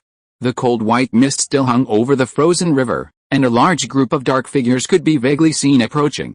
Daff, standing on tiptoe on the wall, roughly estimated the number of fell orcs, perhaps over 1,000, the full strength of a small tribe. 2 or 3 years ago, this would have been an arduous battle. The soldiers on the riverbank outside the fortress would have had to fight and retreat, suffering casualties to slow their advance, while the soldiers inside the outposts would have had to constantly rotate their fire to barely repel them. But now was different. After 2 or 3 years of development, the frontier territory had undergone tremendous changes. A soldier from the artillery crew lifted the tarpaulin, revealing a magic-powered cannon pre-installed on the wall. He repeatedly checked the barrel and the mechanism to ensure it was free of ice and snow, then began loading the ammunition according to procedure. Michel saw Dave passing by him and quickly grabbed him. "Captain Dave, what is my combat mission? Are there any signs of spellcasters among the enemies? Do I need to reach the defense line outside?" Dave, holding a rolled tobacco leaf in his mouth, squinted his eyes and smiled. "Mr. Michel, you just stay on the wall and observe. Why do you want to go to the moat outside the city? You can't use a magic gun." Michel was stunned for a moment, rubbing his hands and said hesitantly, "I am a spellcaster. If I encounter an evil orc priest, I will always need to take action to deal with it, right? I heard that the enemy has the magic to refine corpse puppets." A gun crew leader heard Michel's concerns, came closer and said with a smile, "We used to be unable to deal with their huge corpse monsters, but since we have this thing," he patted the smooth metal barrel with joy, as if he couldn't let it go. "Anyway, stay here and don't move around. Be careful not to get hit by the magic spears. After the battle, I'll arrange for soldiers to collect your body materials." Dave patted the young necromancer's shoulder and, tobacco in his mouth, walked to the other side of the wall. Michel, feeling awkwardly idle, was left behind. Soon, the soldiers on guard in the tower noticed the enemy slowly crossing the river. After over a month of continuous extreme cold and low temperatures, the river in the valley outpost, already slow-flowing, had long been completely frozen over. Easily enough to withstand the tall and strong fell orcs crossing on foot. Once the soldiers on the wall could clearly see the ferocious faces of the fell orcs on the ice, the bombardment began. The blast whipped up the snow on the parapet beneath the gun's muzzle. A low, humming sound stung Michel's ears, leaving him slightly stung. A cloud of ice, tinged with a bloody mist, suddenly rose from the vast, frozen surface of the river in the distance. The scattered lines of demonic orcs crossing the river collapsed, leaving a conspicuous, bloody splash where the shell impacted. On the other side, there's a giant creature, the gunner's observer pointed behind the enemy line. It's probably a giant corpse. The artilleryman quickly cranked the capstan, raising the muzzle to the target, reloading and firing. Accurately targeting a single target required experience and skill, unlike simply aiming at random ranges using a gun sight. Therefore, the shell didn't directly strike the giant corpse, but instead narrowly grazed its side and landed behind it. However, the explosion released a massive energy beam, piercing a small portion of its target like a sieve. Almost simultaneously, another artillery unit fired a shell, luckily finding a direct hit on the teetering corpse monster, blasting it into a bloody mess. What a powerful attack weapon! Michel's mouth dropped open, stunned, his face agape. He could faintly sense the wisps of magical energy emanating from the muzzles of the two magic-powered cannons beside him. Could this be the Spellcaster Union's new alchemical weapon used to combat demonic invasions? The fell orcs, halfway across the river, erupted in a flurry of activity, rapidly pouring their fire toward the other side, nimbly dispersing and interweaving, preventing the artillery units from finding a suitable opportunity. Next came the turn of the troops on the riverbank, tasked with blocking the enemy. To ensure their accuracy, they waited patiently until the enemy had broken through the frozen river surface and were within 50 meters before opening fire. The noise of the mana guns was far less than that of the mana-powered cannons. From the fortress's walls, no sound could be heard. All one could see was the approaching orcs suddenly falling in droves, as if swept by a massive, invisible scythe of death. At that moment, huge puffs of white mist suddenly rose from the frozen river. Several massive corpse puppet beasts, the size of small hills, burst through the ice from the riverbed and roared up the bank. Tisk! These guys, they still only have this trick. They must have entered the river upstream from the unfrozen riverbed and then arrived here to ambush. Michel squinted at the riverbank, finally getting a clear look at the corpse puppet beasts. God bless you. A stitched corpse puppet of this size. I'm afraid it will require the corpses of a large number of magical creatures to stitch and refine it. He lay on the wall parapet with some envy, and murmured softly, if only I could get one. Suddenly, someone grabbed the collar on the back, and Dave's voice came from behind. Be careful not to fall off the wall. Mr. Michel. Michel nodded repeatedly, and then pleaded a little anxiously, Captain Dave, after that large attack magic weapon smashes the corpse puppet, can you let me collect some corpse fragments, up, for use in magic research? Dave grinned and asked in confusion, oh? This thing is worth researching. He rolled his eyes and said with a smile, then I'll find a way to get you a complete one. Before Michel could react, he saw Daff, tobacco in hand, draw a brass sword from his waist, and leap down from the battlements. Several soldiers, also holding swords, followed suit. Wow! Commander Daff is taking the Bloodline warriors to have some fun with those big guys, a soldier whispered in jest. If you are listening to this novel on a channel other than Fanfic World, it means it was downloaded and re-uploaded without effort. We warmly invite you to visit our channel, Fanfic World.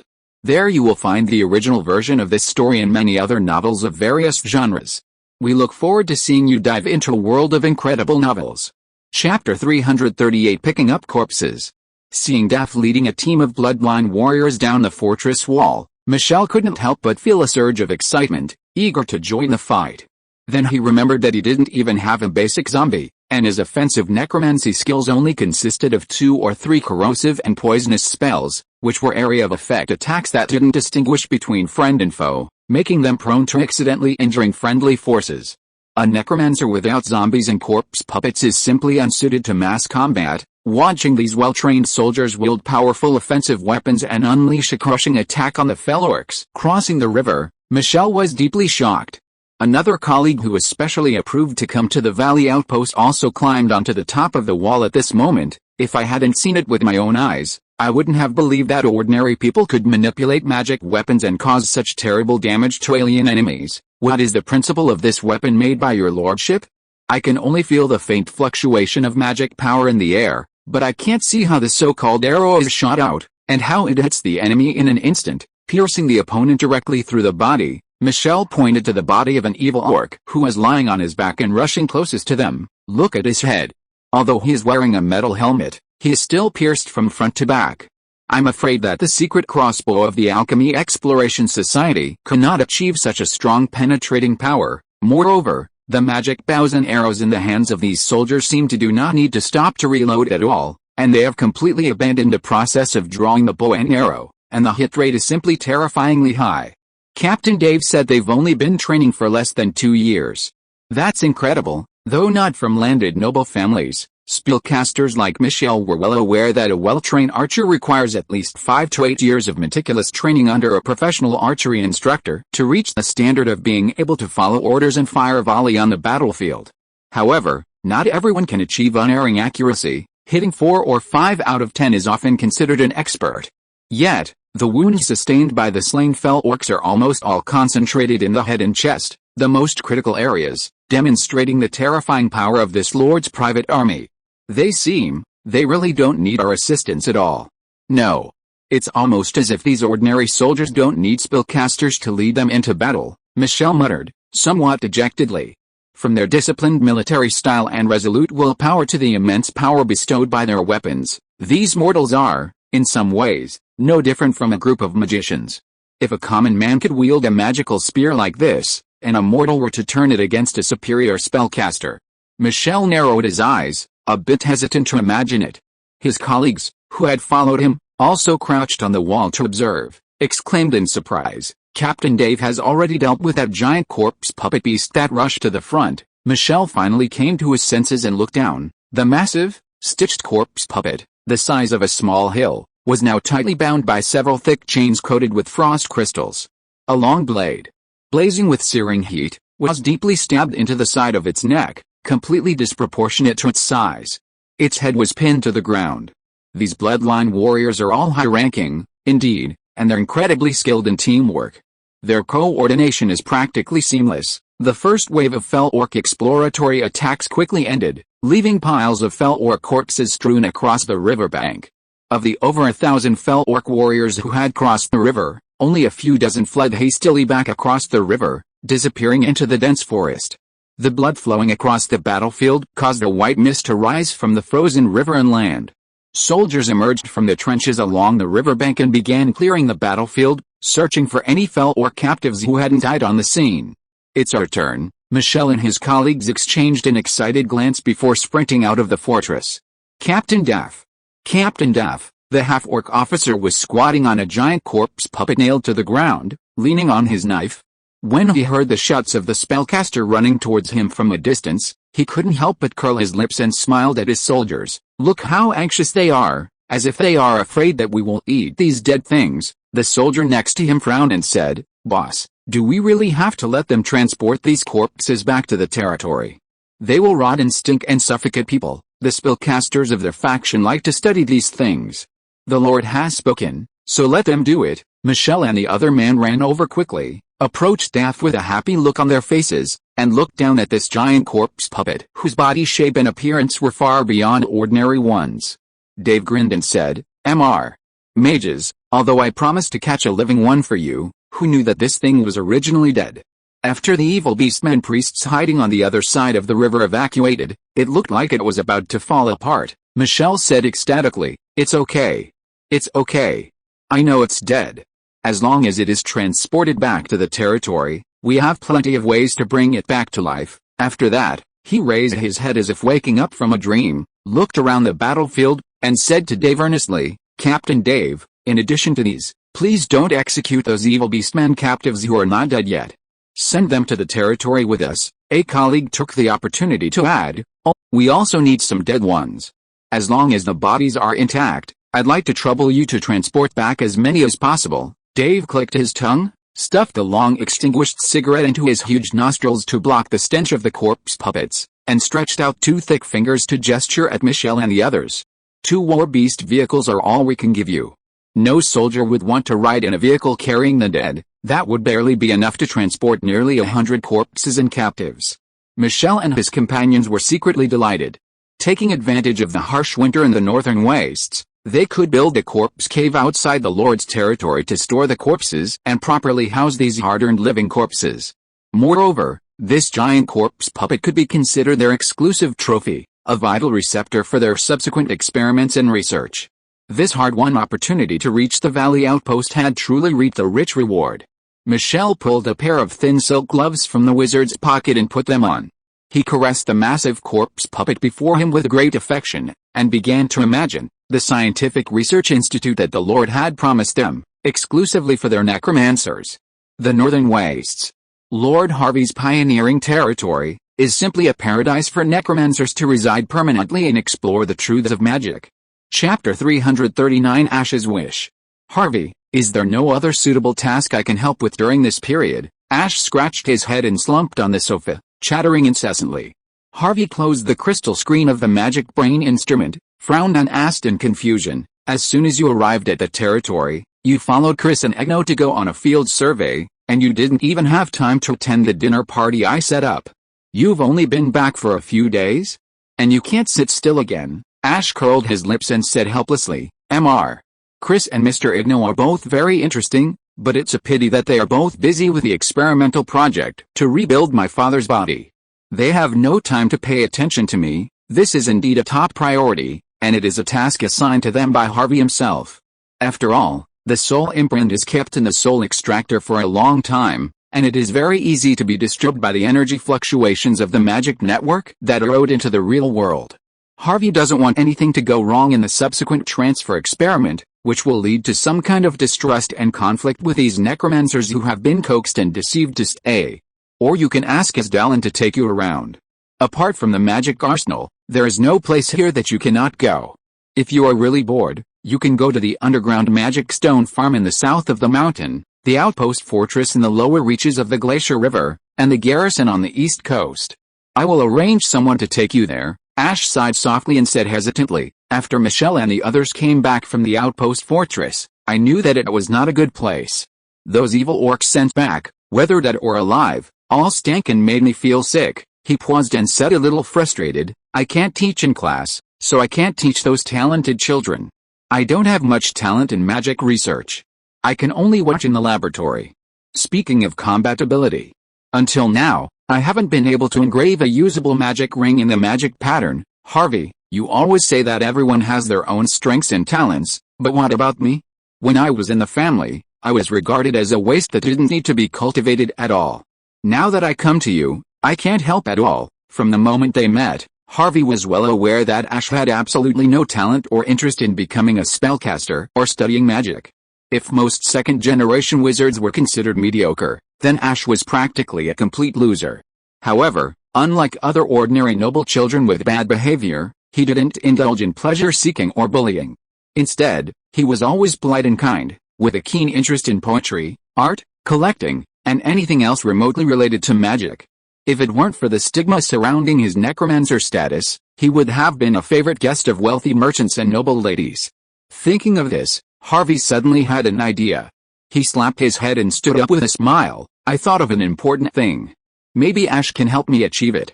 No, it can be said that in the frontier territory, only you can do it, and do it well enough. Ash was stunned for a moment. He had not yet recovered from his depressed mood.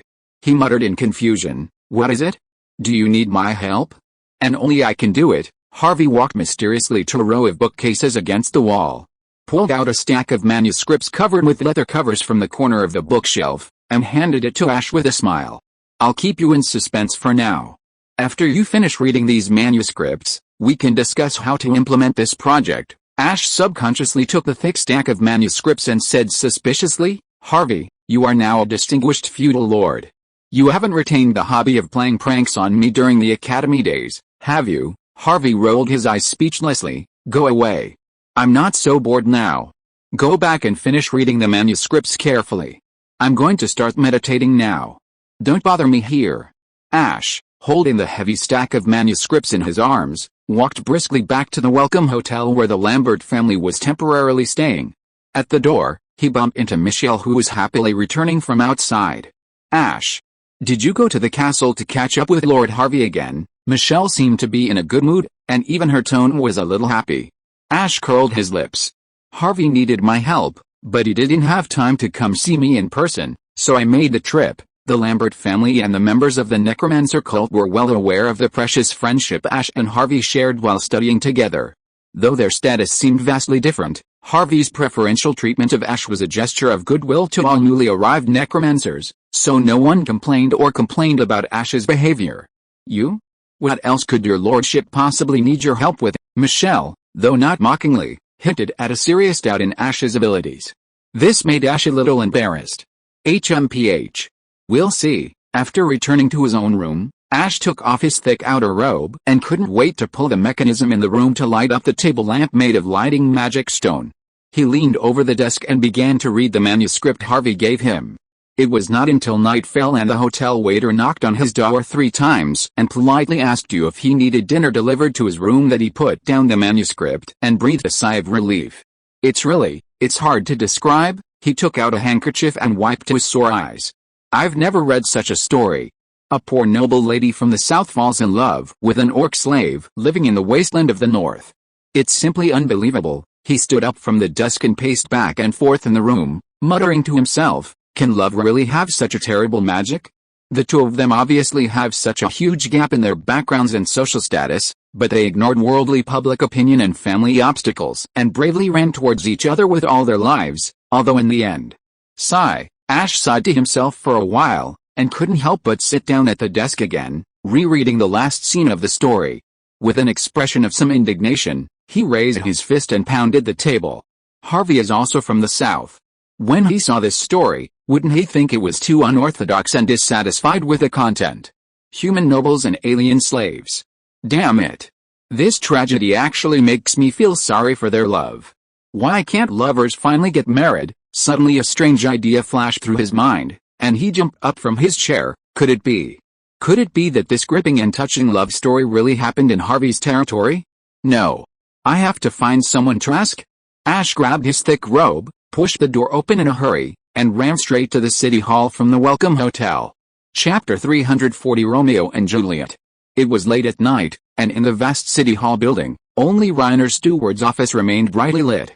The night watchman stood awkwardly at the office door, cautiously reporting, "Sir Steward, Lord Ash insisted on seeing you at this moment, and the Lord has given him free access to all departments and institutions within the territory, so I can only..." Reiner waved his hand, signaling that it was all right, and the blushing guard withdrew with a sense of relief. Then, looking at the agitated Ash, he sighed and said, "Mr. Lambert, please trust my memory as an alchemical creation. There is absolutely no southern noble lady named Juliet in your lord's territory, nor is there an orc slave named Romeo." Ash's eyes widened, and he pressed on desperately, "Impossible. You must have forgotten, or you have no recollection of those who died in the territory. They both committed suicide in the end. Has no one in the territory ever discussed this tragedy caused by their different statuses?" Reiner closed the work manual at hand and said woodenly, "I remember the deceased very clearly. Besides, since the establishment of the territory, the information of newlyweds has been strictly recorded. There are many cases of love between southerners and people from the wasteland, but there has never been a case of marriage being blocked due to regional differences. The laws of the territory clearly stipulate that the people of the territory have absolute freedom of choice in marriage." He paused, stood up and took out a thick booklet from the filing cabinets that covered an entire wall behind him. He accurately flipped to the part about marriage registration and patiently pushed it in front of Ash. "Please look here. This is a list of marriage registrations between subjects from the Southern Territory and local wastelanders. There are indeed a few marriage applications between humans and orcs. A typical example is the marriage of Ironhead, deputy captain of Lord Harvey's personal guard, and Ms. Dina from the wasteland. However, they publicly married several months ago, and I attended their wedding. The family members of both sides get along well, and the two newlyweds are very close. There have been no unexpected tragedies due to family obstructions. Is there really nothing else, really? It's all in this register." Ash frowned and thought for a while, muttering, "Is this really just a bizarre love story made up by someone?" Reiner sighed and whispered, "Why don't you go and ask Lord Harvey in person? After all, he was the one who gave you the manuscript. He should know the ins and outs of it best." Ash nodded in agreement and was about to get up and leave when Reiner quickly added, "There's no need to disturb your rest at this time. It's late at night." Ash glanced at Reiner, whose entire body was made of metal, with a strange expression, and muttered, "Don't you alchemical creatures need to rest and sleep?" Reiner was stunned for a moment, clenched his fists and said woodenly, If there is nothing particularly urgent next time, you don't have to come to me so late. Just pretend that I am sleeping. What? There is no Romeo and Juliet at all? You made this all up. Harvey rolled his eyes and said speechlessly, what else? You ran to the city hall in the middle of the night to find Reiner to check the population registration. You must be crazy. Ash collapsed on the sofa dejectedly, muttering. It's a pity that I was kept awake all night by this touching love story, and it turned out to be another prank of yours. What kind of prank? This is Shakespeare's classic love tragedy. Harvey curled his lips and said, what? You think the story I wrote is too vulgar? Vulgar? I should say shocking, right? I just know that how could a human noble fall in love with a half-orc slave? If this kind of story spreads in the southern border, I am afraid that the nobles will denounce it as heresy. Harvey chuckled and asked meaningfully, what about you? After reading this story, do you also find it hard to accept and unreasonable? Ash was speechless for a long time, hesitating. It can't be said to be hard to accept. After all, this story is so wonderful, the plot is so ups and downs and gripping. In the end, when the two decided to commit suicide to resist secular public opinion and family obstacles, I couldn't calm down for a long time. Harvey smiled in his heart. This was what he wanted to achieve. The story of Romeo and Juliet is reimagined, localized to deepen the audience's immersion. Simply depicting the heartfelt love between commoners and nobles isn't enough. It also incorporates the differences in background and status between the Southerners and the Wastelanders. Finally, the inclusion of a subtle twist, the escalating conflict, thwarted by the church, is a perfect touch.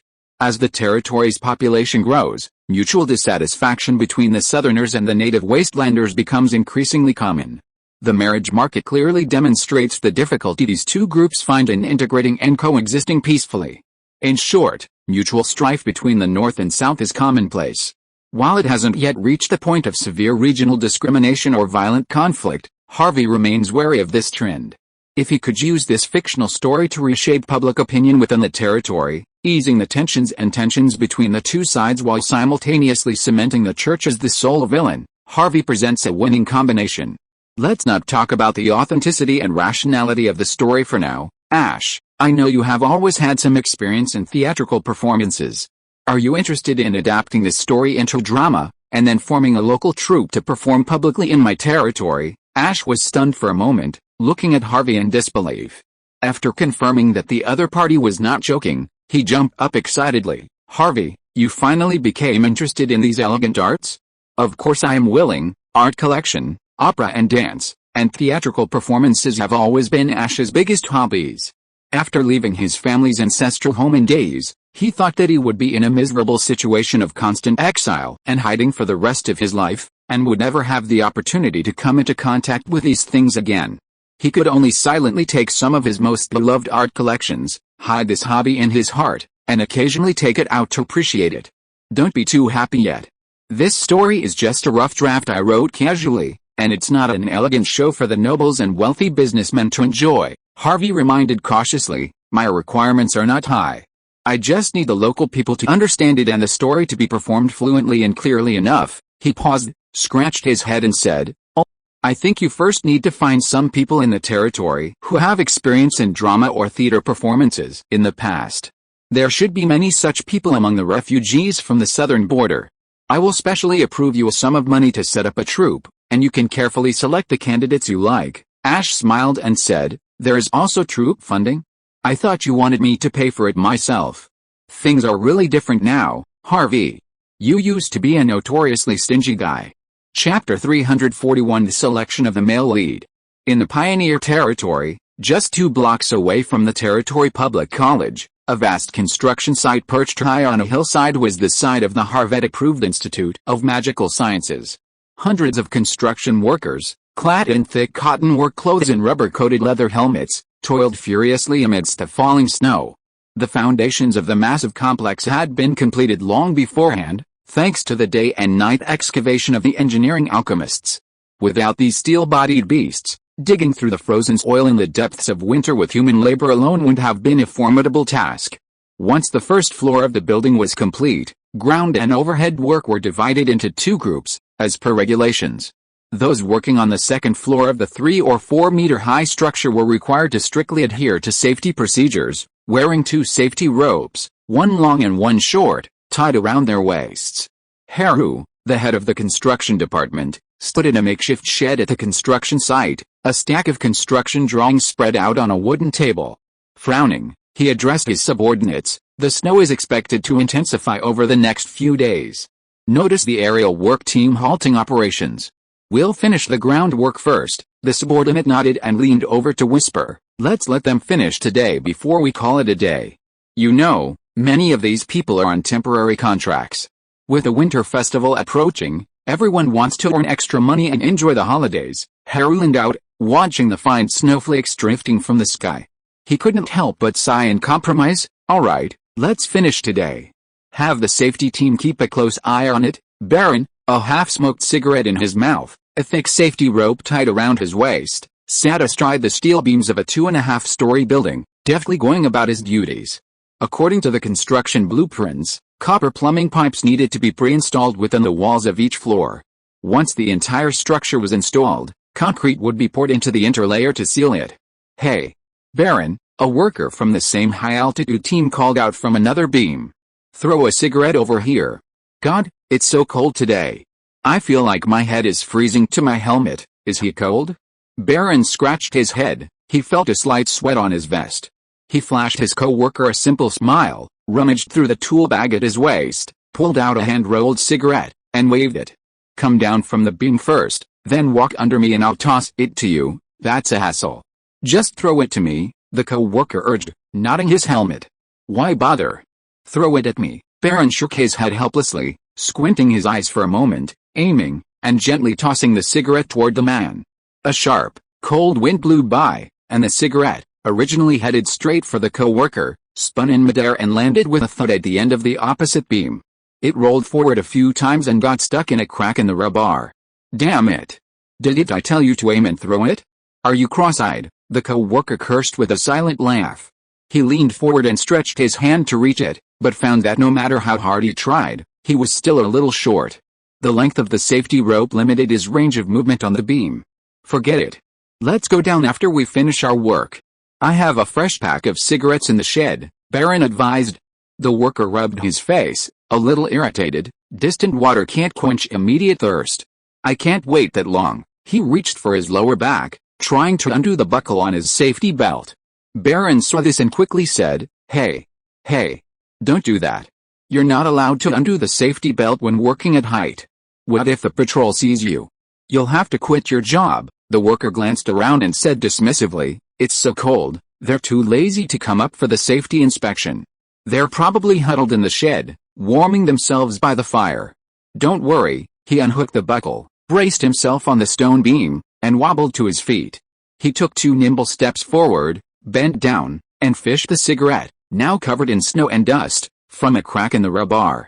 He held it in his mouth and smiled smugly at Baron. But just as he was about to turn back, he suddenly stumbled, either because of the ice and snow on the stone beam or because he lost his balance and his composure, and slipped and fell. Fortunately, the safety belt he was wearing saved him at the critical moment. A crossbar hooked his belt and left him hanging in the air. Damn it! Damn it! The worker dropped the cigarette in his mouth in shock, but he didn't dare to struggle in midair. The height of the 2.5 floors was nearly 8 meters, and the bottom floor was full of prismatic stones used for interior paving. If he fell, he would be half dead. Baron, terrified, nearly lost his soul. He shouted, Don't move! Don't move!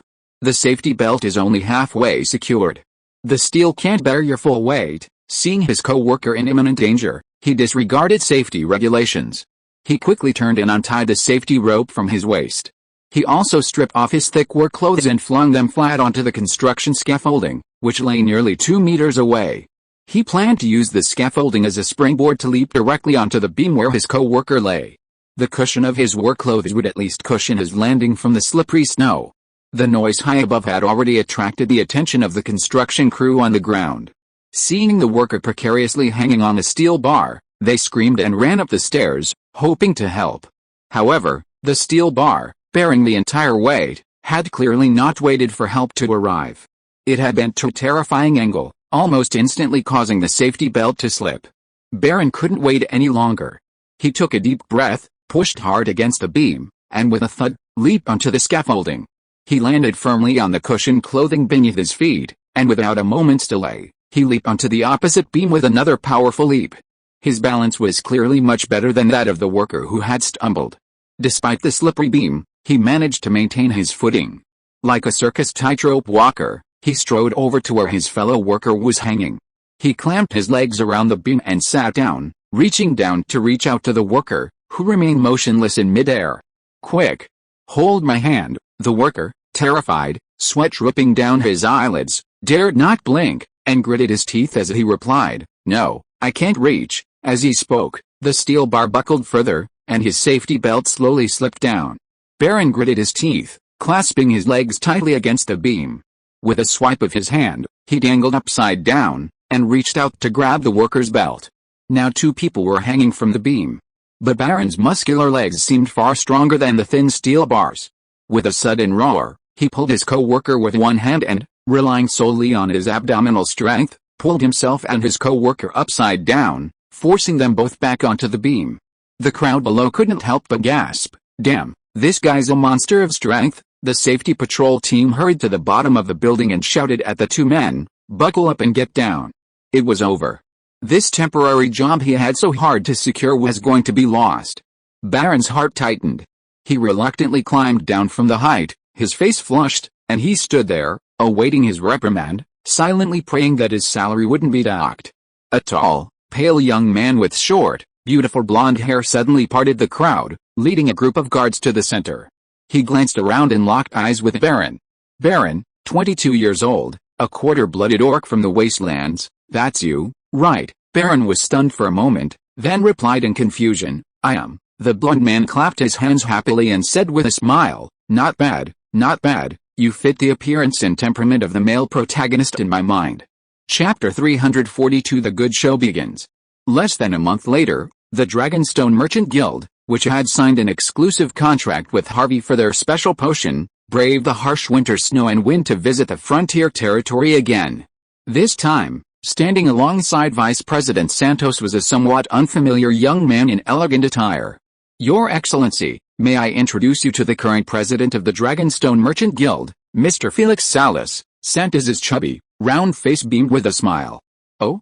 Salas? A young man with the same surname as the union's first chief, how interesting." Harvey raised an eyebrow, then, seated at the head of the reception room, gave a slight nod and said, "Welcome to the Northern Wastes, President Salas." The young guild leader gracefully saluted, touching his chest and responding, "Your Excellency, please call me Felix." Harvey waved his hand, signaling the visiting guests to take a seat before continuing. "Why are you visiting me again so soon? Remember, after the last contract was signed, we clearly agreed to begin formal supply of the special potion after the spring. And you took away quite a few samples, right?" Santos smiled. "Yes, we did try to promote the samples we took away in Orland, where the church's influence was weak, and the response was very positive. According to our previous agreement, the potion sold to civilians will be packaged in ordinary cloudy glass bottles, while those sold to wealthy merchants and nobles will be packaged in exquisitely carved silver and crystal bottles. Assuming the ingredients and effects are exactly the same, the price will range from 5 silver coins to 1 gold pound." Harvey nodded in understanding and smiled. "That's right. We absolutely won't adulterate or dilute the potion. If you want to increase your profit, all you need to do is work on the packaging." He paused, then continued, "Since the market response is positive, I will immediately arrange the preliminary preparations for mass production. You can just send someone to notify me of this matter. There's no need to brave this inclement cold weather and make a personal trip." Santos was stunned for a moment, then gave a couple of awkward laughs before turning his gaze to the young guild president, Felix. Felix was quite forthright, stating his purpose directly. "Your Excellency, we've come to you not only to inform you of the market response to our potion sales, but also to discuss a deeper partnership with you in person. Once the special potion is mass-produced in your pioneering territory, it would be uneconomical to quickly ship it to the southern border countries for widespread sales, both in terms of time and transportation costs." Harvey curled his lips, perhaps understanding their intentions, but he didn't interrupt them. Felix paused, then continued, "So we'd like to ask you to establish a potion production workshop in the Principality of Barclay, in central Taiwan. This way, Whether transported overland to the eastern and western borders of the continent or shipped south via Faroes by sea, we can ensure smooth sales of the potion, significantly reducing transportation costs and time. The young guild leader was clearly a skilled public speaker and business negotiator. Naturally, he had come in person, confident that he could impress Harvey, hence his confident demeanor. The only thing he'd overlooked was that he had no idea that Harvey controlled the Spellcaster Forum, a crucial information exchange platform. His underground laboratories and magical arsenals house dozens of magical teleportation arrays capable of efficiently and instantly transporting large quantities of goods. That's a very sound suggestion indeed. Well, I'll consider it carefully. Harvey smiled non-committally, then quickly changed the subject. Since we're already here, why not stay a few days? Since the winter celebration is approaching, I'd like to invite you to enjoy a unique rugby match played in the Northern Wastes, as well as a unique theatrical performance. The premiere of the new play, now renamed Northern Love, was scheduled for the weekend before the winter celebration, right after the Winter Rugby League. It was barely noon, and the territory's residents had already packed the stadium. With rugby's popularity rising in the territory, any team registered with City Hall could enter the stadium to play official matches against other teams. The league was divided into 4 rounds, each season divided into 4 seasons. The winning team would be personally commended by Harvey and receive a generous prize. Compared to the popularity of rugby, the theatrical performance, which had been promoted for 2 weeks in advance, seemed somewhat neglected. It's no wonder City Hall didn't actively promote the troupe. The people of the frontier territory came from lower classes, and few had ever experienced such refined art forms as theater. In contrast, they were more drawn to the spontaneous street performances at festivals, fairs, and garden parties, such as somersaults, jugglers, and clowns. Considering this lack of public understanding of theater, Harvey and Ash discussed and decided to make the first performance free. The venue would be a large sports field, with makeshift platforms surrounded by alchemical speakers to ensure the actors' lines were clearly transmitted to the audience. Furthermore, Harvey issued a directive to all departments within the territory, requiring all tickets to be distributed to employees, encouraging them to stay after the football game to enjoy the performance. As the Lord, Harvey naturally sat in the exclusive stands with the best viewing angle. Not only did it face the temporary stage, but the stands were also enclosed on 3 sides with a tarpaulin roof and thick carpeting. The soft, spacious leather seats had heated fire barrels placed beneath them to protect the frail lord from the cold wind after enjoying the show outdoors. The president and vice president of the Dragonstone Chamber of Commerce, who had been personally invited by Harvey to stay in the territory for a few days, had the honor of sitting next to him in the luxurious enclosed stands. Other officials, both high and low, were seated around him according to their rank. Although they were on their own territory, security was meticulously maintained. The exclusive stands were lined with defense troops, while the inner circle was under the charge of the Lord's personal guards, led by Tommy. Around 3 p.m., the passionate final match of the Winter Rugby League came to a close to thunderous cheers from the crowd. After the police department's Iron Shield team suffered an upset defeat against the Garrison Corps Harvest team, the winter finals became a clash between the Northern Army's direct team and the Garrison Corps team. While the outcome seemed relatively predictable, Harvey watched the entire match with rapt attention, as such military derby scenes were rare. After all, the public remained in the stands even after the awards ceremony. After all, a free theater performance, a novelty, was worth wasting half an afternoon's holiday for those in the territory, who were severely lacking in entertainment options. Lord, I wonder what your territorial theater troupe is rehearsing? Could anything be more captivating than a thrilling competition? Young Guildmaster Felix was completely captivated by the game. Men always find such physical combat captivating. Harvey chuckled and said calmly, actually, I don't know either. From the release of the script to the casting and rehearsal of the performance, I haven't asked anything at all. However, unknown things always have more mystery and anticipation. Soon the temporary stage was set up, and amid the spontaneous applause of the people, the actors took the stage one by one. Chapter 343 Unexpected Response. The makeshift stage, hastily erected in less than half an hour, was rudimentary. To accommodate the audience seated on all sides of the stadium, not even the most basic theater curtains were raised. A small tent beneath the stage served as a preparation room for the actors. Most of the actors, hastily assembled by Ash only a month ago, were performing for the first time. The few with experience had only a brief stint performing as acrobats in rural circuses in the southern regions. Ash, however, was quite at home. Dressed in a brand new black tuxedo, he took the stage first as the narrator. Standing beside an alchemical loudspeaker in a corner, he recited the play's opening lines with great emotion. The story takes place in a remote territory of a southern kingdom. A baron, his lord, has a beautiful, intelligent, kind, and brave daughter.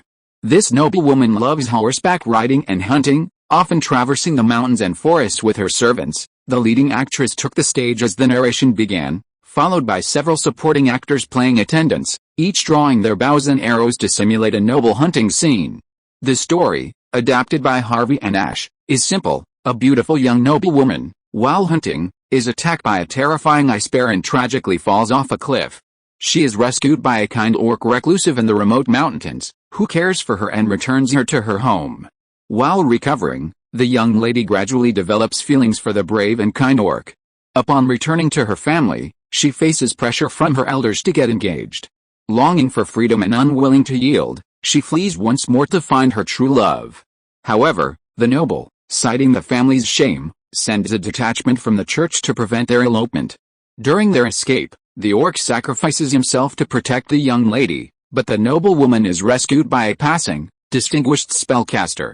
After slaying the orc's captors, the young lady resolutely decides to follow the wizard into seclusion in the north, never to return to her heartbroken homeland. The story is straightforward and accessible, and the plot, as Ash requested, was altered from Harvey's original draft, which featured the tragic death of a noblewoman and an orc. In Ash's words, the deeper tragedy lies in the separation of two lovers, never to be reunited. The plot also creates a stark contrast between the antagonists of the Church of Light and a mysterious spellcaster who appears only in the final scene. Although the cast was assembled on short notice, Ash's professional training and development ensured the performance was free of the blunders Harvey had anticipated. Only a few moments of forgetfulness and positioning errors by supporting actors were seamlessly covered up by the narration. Most surprising was the forced performance of the male lead, the orc baron, who not only memorized his lines quickly and steadily, but also, despite a few initial nervous moments that led to a slight stiffness, his performance improved steadily as the show progressed, avoiding any noticeable errors. He even improvised brilliantly to compensate for the female lead's nervousness when she forgot her lines. My beloved Juliet, flee. Escape from this prison-like place. May you be happy, and even more, may you be free. When Baron, the half-orc hero, tragically sacrificed himself saving the heroine, the audience in the stands, regardless of the presence of the Lord, stood up, waving their fists in anger and roaring at the church and nobles who played the villains on stage. Then, a mysterious spellcaster appeared, helping the noble lady eliminate the villains and avenge the orcs. The stadium erupted in applause, nearly causing the actor playing the spellcaster to nearly forget his lines with nervousness. Cluck. Ironhead, absent from duty with the Lord's personal guard due to his rotation, was also seated in the stands with his wife, watching the performance. He straightened up, his eyes reddened, his fists clenched, and his teeth gnashed. Damn the nobles. Damn the church. They truly love each other. Why are you trying to stop them? Why are you trying to murder them? Dina, his wife, whose belly was already slightly swollen, watched her husband's already rough, animalistic face flush crimson. She quickly stroked his broad back to soothe him. Honey, it's just a play. Calm down, okay? The performance on the makeshift stage ended, and the actors, led by Ash, returned to the stage.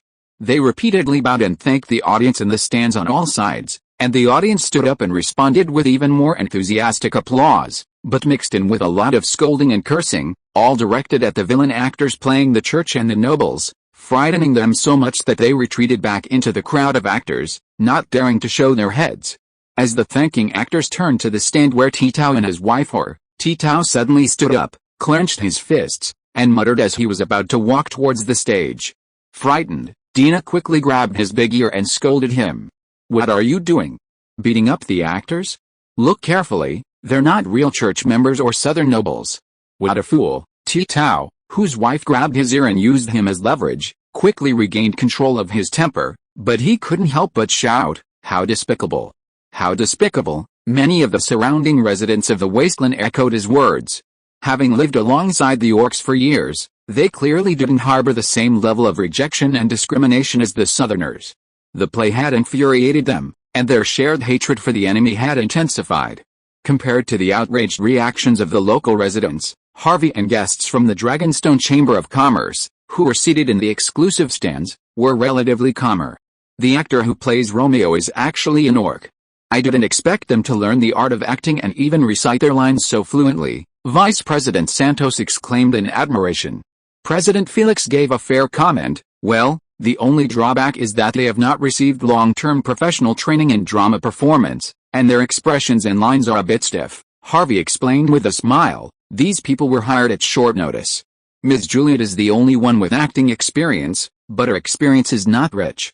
As for the others, they are just ordinary citizens who make a living by doing temporary jobs. If this kind of clumsy performance were put on in the high-end theaters in the Southern Territory that only nobles and wealthy businessmen could watch, it would naturally be met with boos and all kinds of disgust. But in a wasteland territory like the Pioneer Territory where all the people are from the peasant family, it is a rare and unique entertainment project as one of the few. Felix pondered for a moment before cautiously saying, the story of the script is very exciting, and the plot is gripping. But, forgive me for being blunt, a noble woman falling in love with a foreign pariah is really shocking. Harvey chuckled and said calmly, what's the big deal? Could it be more unorthodox than me hanging a priest of the Church of Light on the stake? This is a wasteland. President Felix, everyone in the Dragonstone Chamber of Commerce felt a jolt in their hearts when they heard this, and immediately sat up straight and said nothing. Chapter 344, Falling in Love with a Play. Ash and his troop, greeted by a line of spectators, made their way to Lord Harvey's exclusive stand, bowing in respect to the territory's supreme ruler. Harvey, beaming, rose and, from the podium, offered a verbal encouragement to the actors. The audience's personal comments instantly ignited the atmosphere. The audience chanted the names of the lead actor and actress, and the supporting actors, encouraged by the audience, pushed the two protagonists together, urging them to embrace in a performance. This was followed by another round of prolonged applause and cheers, interspersed with playful whistles. Ash smiled and said, Your Excellency, although I was only given less than a month, are you satisfied with this good show? Harvey laughed and bent down as if he understood what was going on and said to his friend, How can I not know what you are thinking? Now, what kind of reward do you want to get for these actors? Let me make it clear, I have paid their salaries in advance, and it is strictly distributed according to the salary system stipulated by the City Hall. It can only be an additional reward. Ash turned around and looked at the actors behind him who were excited because of the successful performance and the rave reviews. After thinking for a while, he said with a firm expression, I want a theater. A real, formal theater with a curtain stage and audience seats, so that these extras who originally had no fixed jobs can have a formal theater work contract. Harvey narrowed his eyes and nodded, I'll promise you half of it first. We'll discuss the details in detail when they are finalized. At present, all the manpower and materials of the entire territory's construction department are invested in the construction of the Magic Academy. If Harvey were to approve the construction of another theater, I'm afraid Minister Harry would be exhausted to the point of vomiting blood. I'll temporarily allocate the public college's auditorium for your rehearsals. Tickets for subsequent performances will be sold publicly, contributing to the legitimate operating income of the Territory Theater. As for the formal procedures for the troop's establishment, you and Ronner can discuss them. Are you satisfied with this? Ash beamed. Of course. I'm very satisfied. I'd rather have a theater than an independent magic lab. Baron said goodbye to his colleagues in the temporary troop, changed out of his neat new costumes, picked up his somewhat worn fur coat and draped it over his shoulders, then slowly left the rehearsal room in the college auditorium. 3 days had passed since his first performance on the stadium stage, but when Baron was alone, the audience's thunderous cheers and praise still resonated in his mind. And the praise from the troop's manager, Mr. Lambert, who praised him, You're the most talented orc I've ever met. Whenever Baron thought of this, he couldn't help but feel a surge of joy. It seemed as if all the recognition and praise he'd received in his life had come only after he arrived in the frontier territory. He'd attended literacy school and earned a certificate of literacy with flying colors, and his teacher had praised his hard work and excellent memory. Since he'd only been in the frontier territory long, he wasn't yet eligible for a permanent contract. But in any temporary job, whether on a farm, a construction site, or in a factory, He'd received positive comments from the leaders and managers about his hard work and intelligence. Following the advice of my fellow tribe members who had fled and traversed the icy plains to come here was truly the most worthwhile decision I've ever made. Baron felt hopeful about the future. As long as he kept working hard, things would only get better. On his way out of the academy, he encountered many people who recognized him. They greeted him with smiles, affectionately addressing him as Mr. Romeo, which made Baron feel both shy and proud. The sudden, crisp jingle of a bicycle bell behind him made him stop and turn. It was Miss Juliet, Miss Natalie Mills, the leading actress in the play Northern Love. "Hi, Baron," Natalie said naturally. "You've been rehearsing at the theater all day today? Did Mr. Lambert only give you half a day to practice your part?" Baron replied honestly. "Yes, I know my lines well, but I'm always nervous and make mistakes with my positioning. I need to rehearse more with other people." He paused, then continued somewhat embarrassedly, "Besides, it's been so cold lately, and construction has been suspended. I don't have any other temporary work to do. The theater offers me a good salary, so I'll just practice more." Although Ms. Natalie was a citizen of the Southern Territory, her family had moved to the territory some time ago. With both parents still alive and with stable employment contracts, her family was considered above average in the territory. The latest model of women's moped she was pushing indicated she came from a well-off family, well-educated, and well-read. Natalie had originally been a part-time teacher at a public college. If she hadn't volunteered to Mr. Lambert because of her passion for acting, she would have quickly secured a full-time teaching contract. Baron felt a surge of self-deprecation at this thought. Whether in acting or in real life, the difference in status between him and the beautiful and intelligent woman before him was truly immense. Miss Juliet herself, unfazed by the status difference, wheeled her bicycle over to Baron's side, brushed the snow from his shoulders with a natural air, and said with a smile, "You don't have to work so hard. Sometimes a little rest can help you perform better and less nervously." Baron nodded and was about to speak when a group of students, freshly discharged from school, passed by and called out to the two of them. "Ah, it's Mr. Romeo and Miss Juliet. Oh my goodness, Miss Juliet. You look as beautiful as you did on stage the other day, Mr. Romeo. You're so tall." Natalie nodded to the students with a friendly smile and patiently discussed the plot of the play with them, leaving Baron, who stood there stunned, even more stunned. A bold student suddenly laughed. "After Mr. Romeo's heroic death in the final act that day, we were heartbroken for a long time. Now it's so comforting to see you both together and alive." With that, the students smiled heartily and waved goodbye to the two. These words suddenly made the atmosphere between them awkward and ambiguous, and even the usually generous Natalie blushed slightly. Baron subconsciously lowered his head and pinched the torn edge of his clothes, unsure of what to say. Natalie, however, recovered first. Clearing her throat, she said softly, "My parents also went to see our performance that day. They'd like to invite you to my house for dinner. Is that okay, huh?" Invite me." Baron looked up, stunned, still not reacting. Suddenly, his rough, broad palm met the other soft, slender fingers. Natalie shoved the bicycle handle into Baron's hand and said with a smile, "I'll take this as an agreement. Let's go. My house isn't that far, so I can take this opportunity to teach you how to ride a bike." If you are listening to this novel on a channel other than Fanfic World, it means it was downloaded and re-uploaded without effort. We warmly invite you to visit our channel, Fanfic World. There you will find the original version of this story and many other novels of various genres. We look forward to seeing you dive into a world of incredible novels. Chapter 345 Resurrection Experiment. After nearly a month and a half, Harvey, with the help of two mirror men from the Alchemical Quest Society, finally completed the casting and assembly of the alchemical prosthesis to transport and house Chief Lambert. A normal experiment transferring the soul of a dying or living individual wouldn't have required such a long wait, nor the effort of crafting a custom alchemical container. However, Chief Lambert's case was unique. Based on the precise perceptions Harvey and his inner demon had acquired while extracting his soul and life essence, it seemed that Chief Lambert had been permanently frozen in his demi-lich state during the slumber caused by the failed ritual. This was the main reason why Harvey insisted on transporting the soul's imprint back to the wasteland territory. If he had hastily transported the alchemical prosthesis to an island reef in the Dark Sea and conducted the transfer experiment using the usual methods, the fragile soul imprint would have shattered and completely perished. In accordance with a promise, Harvey invited Sirius, the elder of the Lambert family, and Prawl, the counselor of the necromancer, to his laboratory in the basement of the castle while performing the soul transfer. Of course, Ash, the only son of the Lambert patriarch, had to be present as well. Your lordship, will the problems that the patriarch, his problems caused by the failure of the ritual, affect the upcoming transfer experiment? Harvey shook his head and analyzed carefully. I have considered this problem in advance.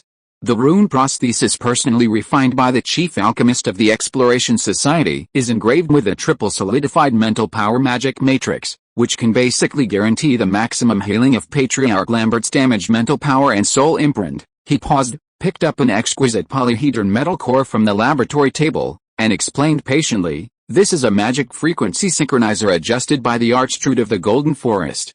It is used to neutralize the problem that the damaged soul imprint cannot withstand the high-frequency transmission of magic power. In a short period of time after the transfer, everything is ready.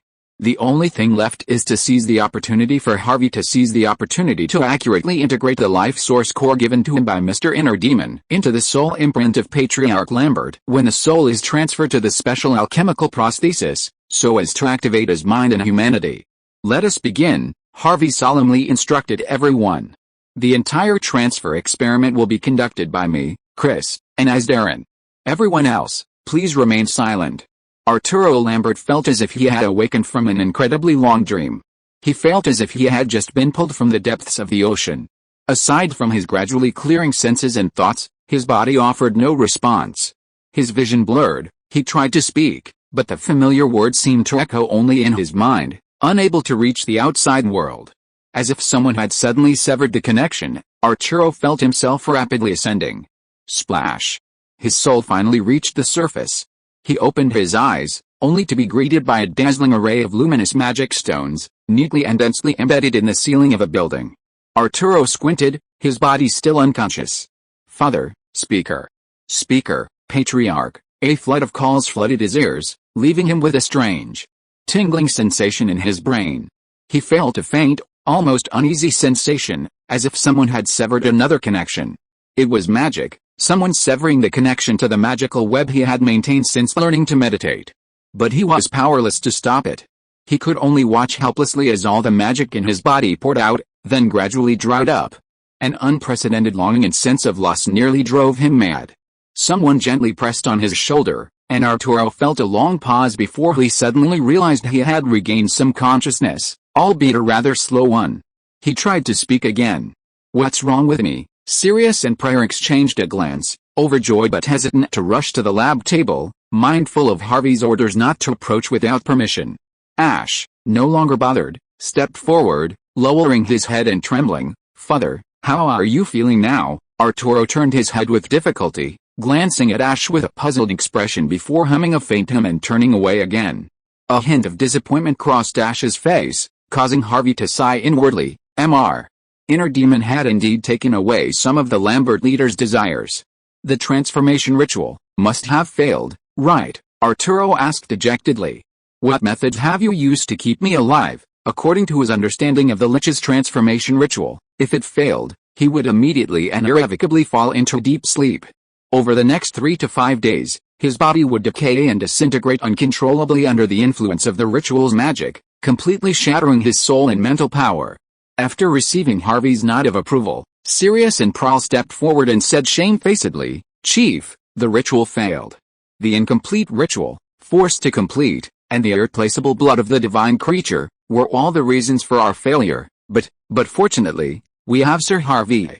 He helped us extract your damaged soul imprint and transfer it intact into a new artificial body. Arturo felt a buzzing sensation in his head at these words, and he subconsciously raised his head slightly to look at his body. The iron breastplate was engraved with countless intricate and obscure magical runes.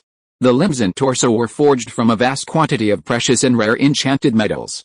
The energy channels hidden within the outer armor clearly conveyed the gentle and powerful flow of magic. An artificial body? An alchemical creation. I've been transformed into an alchemical soul creature?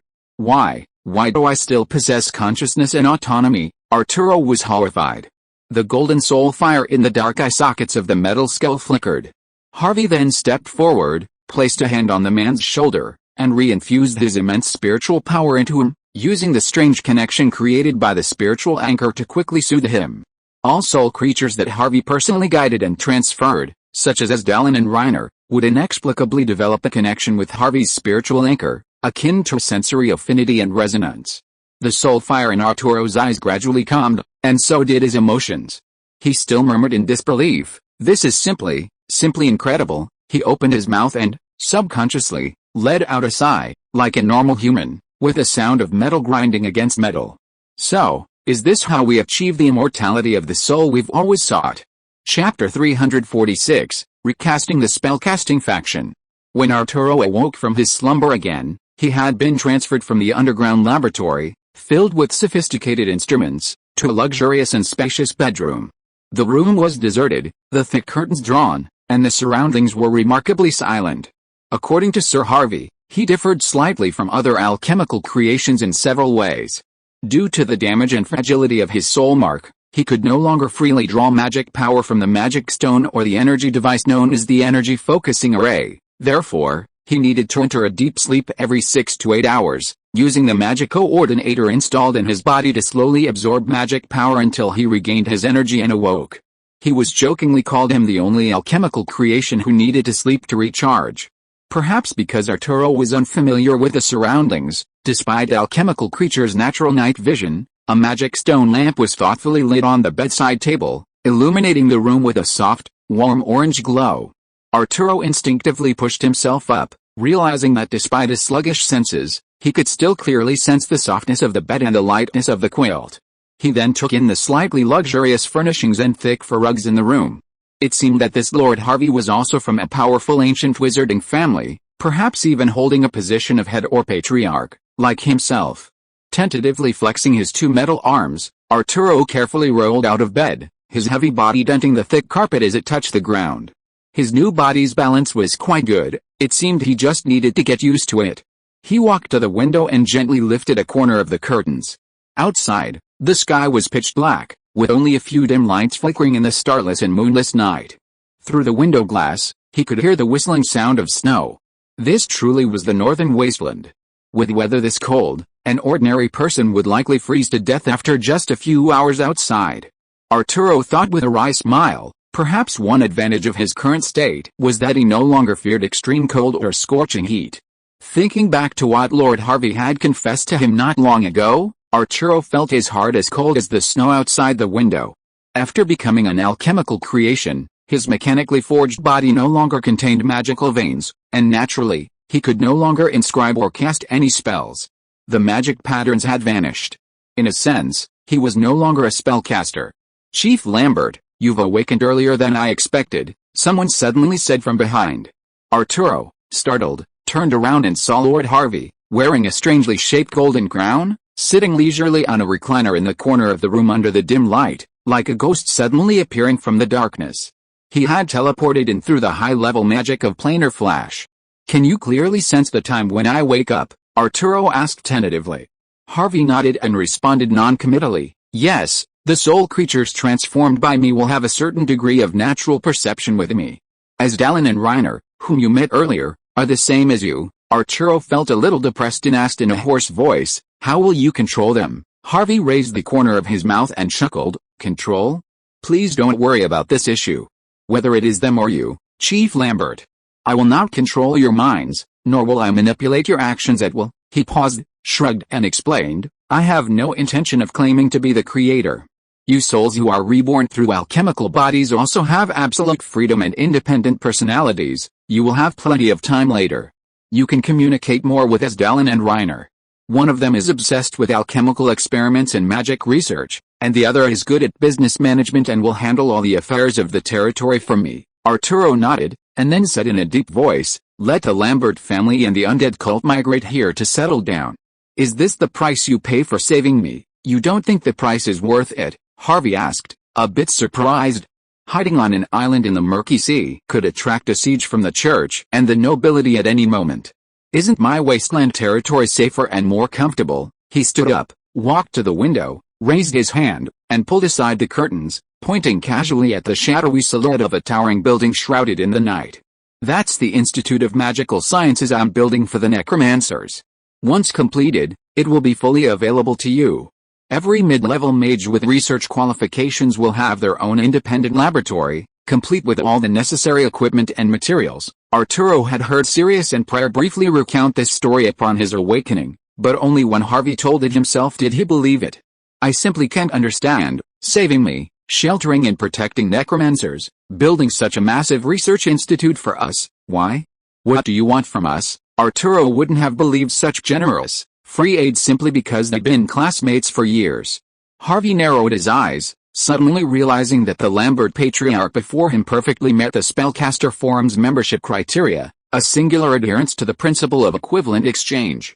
I'm helping you because if I sit back and do nothing, my friend Ash will be buried with you in the blood sacrifice. I accepted and sheltered the Lambert family and the necromancer because I am openly hostile to the Church of Light, and we belong to the same faction of undead spellcasters.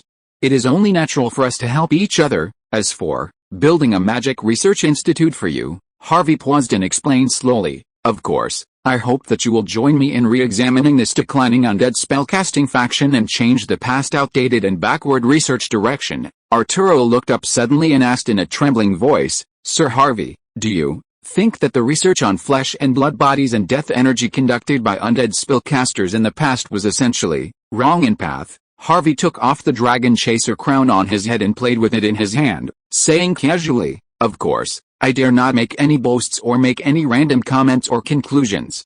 But after I started to try experimental research at the soul level, I did find a new direction for the development of the faction. He turned to look at Patriarch Lambert and said seriously, at least for now, your family and the cult have continued to develop to this day, and even high-level spellcasters are only a mere 3 left.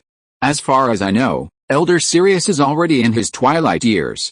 This is enough to prove that there is a serious problem with the chosen direction of development. Without waiting for Arturo to explain, Harvey said quietly, it has been a long time since a legendary rank of undead spellcaster has appeared among the human spellcasters of the southern continent. I believe you, Patriarch, know this better than I do. Chapter 347, Academy of Magical Sciences. The long winter in the north was just half over when Egno and Chris hurried into Harvey's study holding a stack of blueprints. Is this the northern border map of the entire Jackdaw Ridge area that you mapped out through your exploration team throughout the autumn and winter? Not only Jackdaw Ridge, Egno said with a smile, it also includes a part of the Icefield area further north, and the Divine Spine Mountains with a range of 300 miles from east to west. Chris pointed to a large blank area in the map with a pioneer territory as the center and explained, the farmland where the garrison is located extends further east, and we found a more vast river valley plain. It is surrounded by mountains on 3 sides, and the area is preliminarily estimated to be dozens of times larger than the entire East Coast farmland. Harvey looked intently at the location marked on the map and found that this river valley plain hidden in the dense primeval forest was simply a natural basin from a geographical point of view. The mountains to the north blocked the cold wind blowing from the ice field, and the Divine Spine Mountains to the south gushed out several rivers filled with snow. If it could be cultivated and utilized, the grain produce might be able to feed more than 100,000 people. Crucially, the perfect terrain of this basin and valley blocked the fell orcs' southward invasion route, forcing them to detour north of the frontier territory, invading through the glacial valley where the outpost fortress stood, and then crossing the relatively low-altitude Jackdaw Ridge to enter the southern border. You've thoroughly explored this area in less than 5 months, Harvey asked cautiously, somewhat worriedly. Egno and Chris exchanged a glance and replied confidently, yes, we've enlisted the help of your 3 high-level spellcasters, Jin, Melissa, and Lord Duncan, using flight magic to quickly survey the surrounding area and create a map. As Dallin pondered for a moment before commenting, if this river valley basin truly remains untouched by the fell orc tribe, then incorporating it into the territory's development and reclamation plan would provide us with a vast granary. Harvey slowly extended his hand over the vast basin plain and said with a wry smile, that being said, where can we find the resources to attract such a large population to develop this fertile virgin land? As everyone gathered around the map, heatedly discussing the surrounding terrain, Construction Minister Haru hurried into the study. Bowing, he reported, Your Excellency, the construction department has completed the first phase of the Academy of Magical Sciences, as per your request, in just 2 months. Amidst the depths of winter, Harvey had completed 1/3 of the Academy's construction project.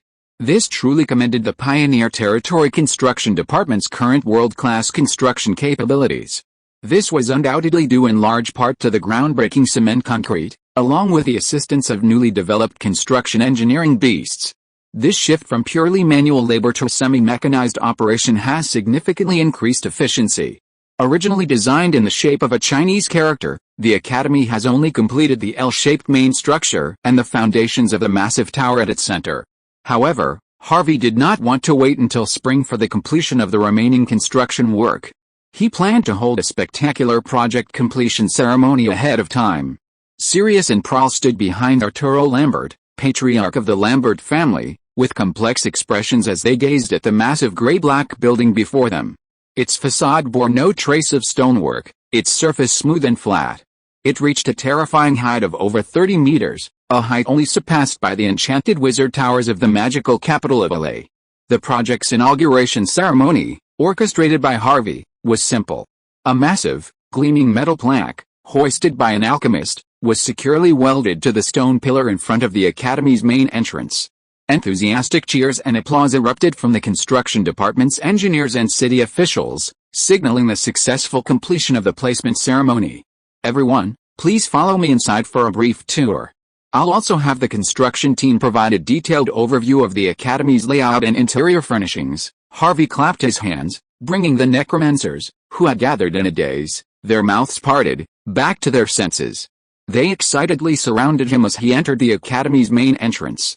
The main entrance to the main building is the reception hall. On the left and right sides of the first floor are the reception rooms, lounges, restaurants and kitchens for daily use. The second and third floors are independent laboratories for all the spellcasters, consisting of 10 small laboratories and 4 large laboratories respectively. The interior decoration of this part of the space is in the charge of a team dispatched by Mr. Chris from the alchemy laboratory. The drawing of various protective arrays and the process of enchanting and reinforcing the walls, the Ministry of Construction really can't help. The fourth floor consists of 2 large conference halls and an entire connected library.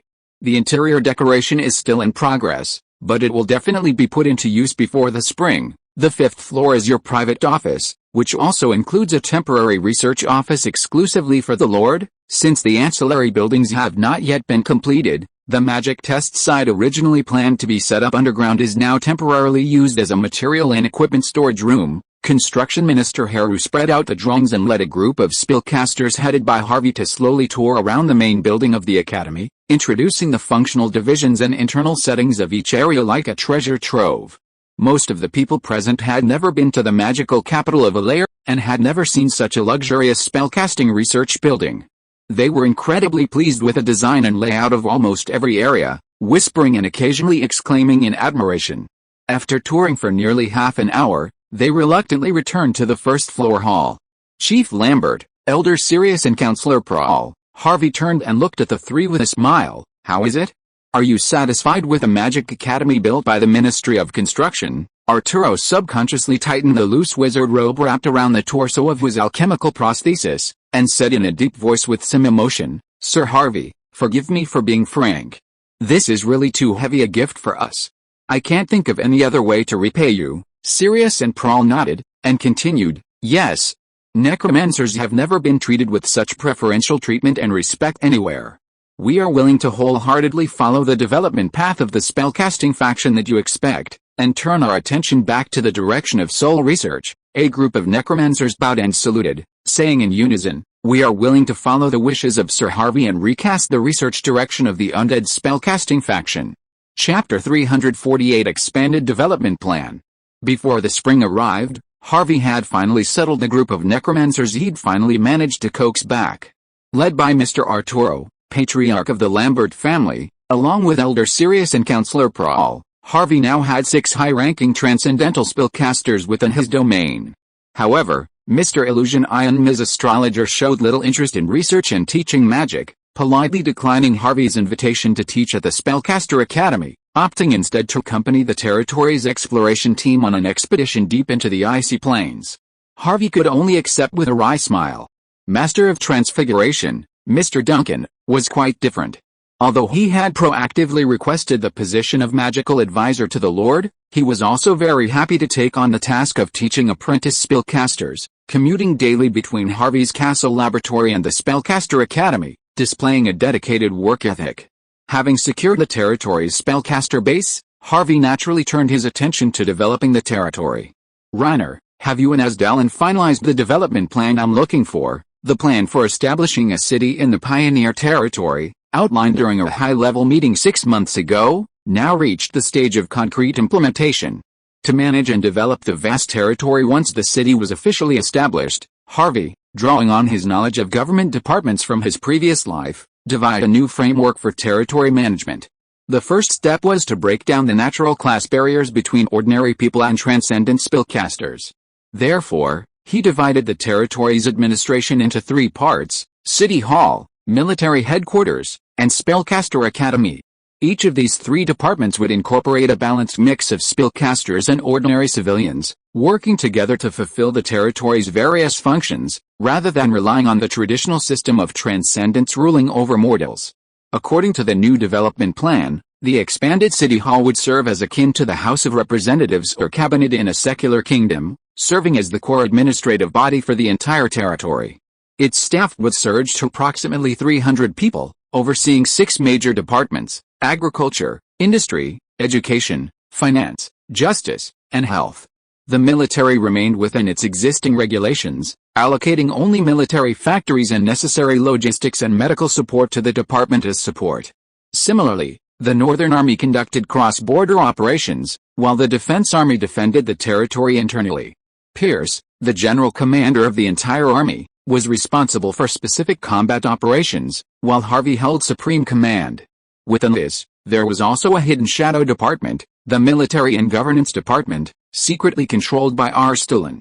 As a secretive agency, its funding was not allocated by the City Hall, and its personnel were not recorded. Its external functions were intelligence gathering, and its internal functions were to monitor corruption within the military and political systems. The Spellcaster Academy, an independent department affiliated with the City Hall's Education Department, specialized in cultivating talented spellcasters for the territory. After selection, these individuals were either transferred to various production and construction departments or offered further study at the Academy of Magical Sciences. Harvey's ultimate goal was to prevent spellcasters from simply confining themselves to isolated magic laboratories, engaging in unrealistic magical theoretical research. Rather than simply raising the power and rank of individual spellcasters, applying the results of magical research to the general public, thereby enhancing the territory's overall strength, was paramount.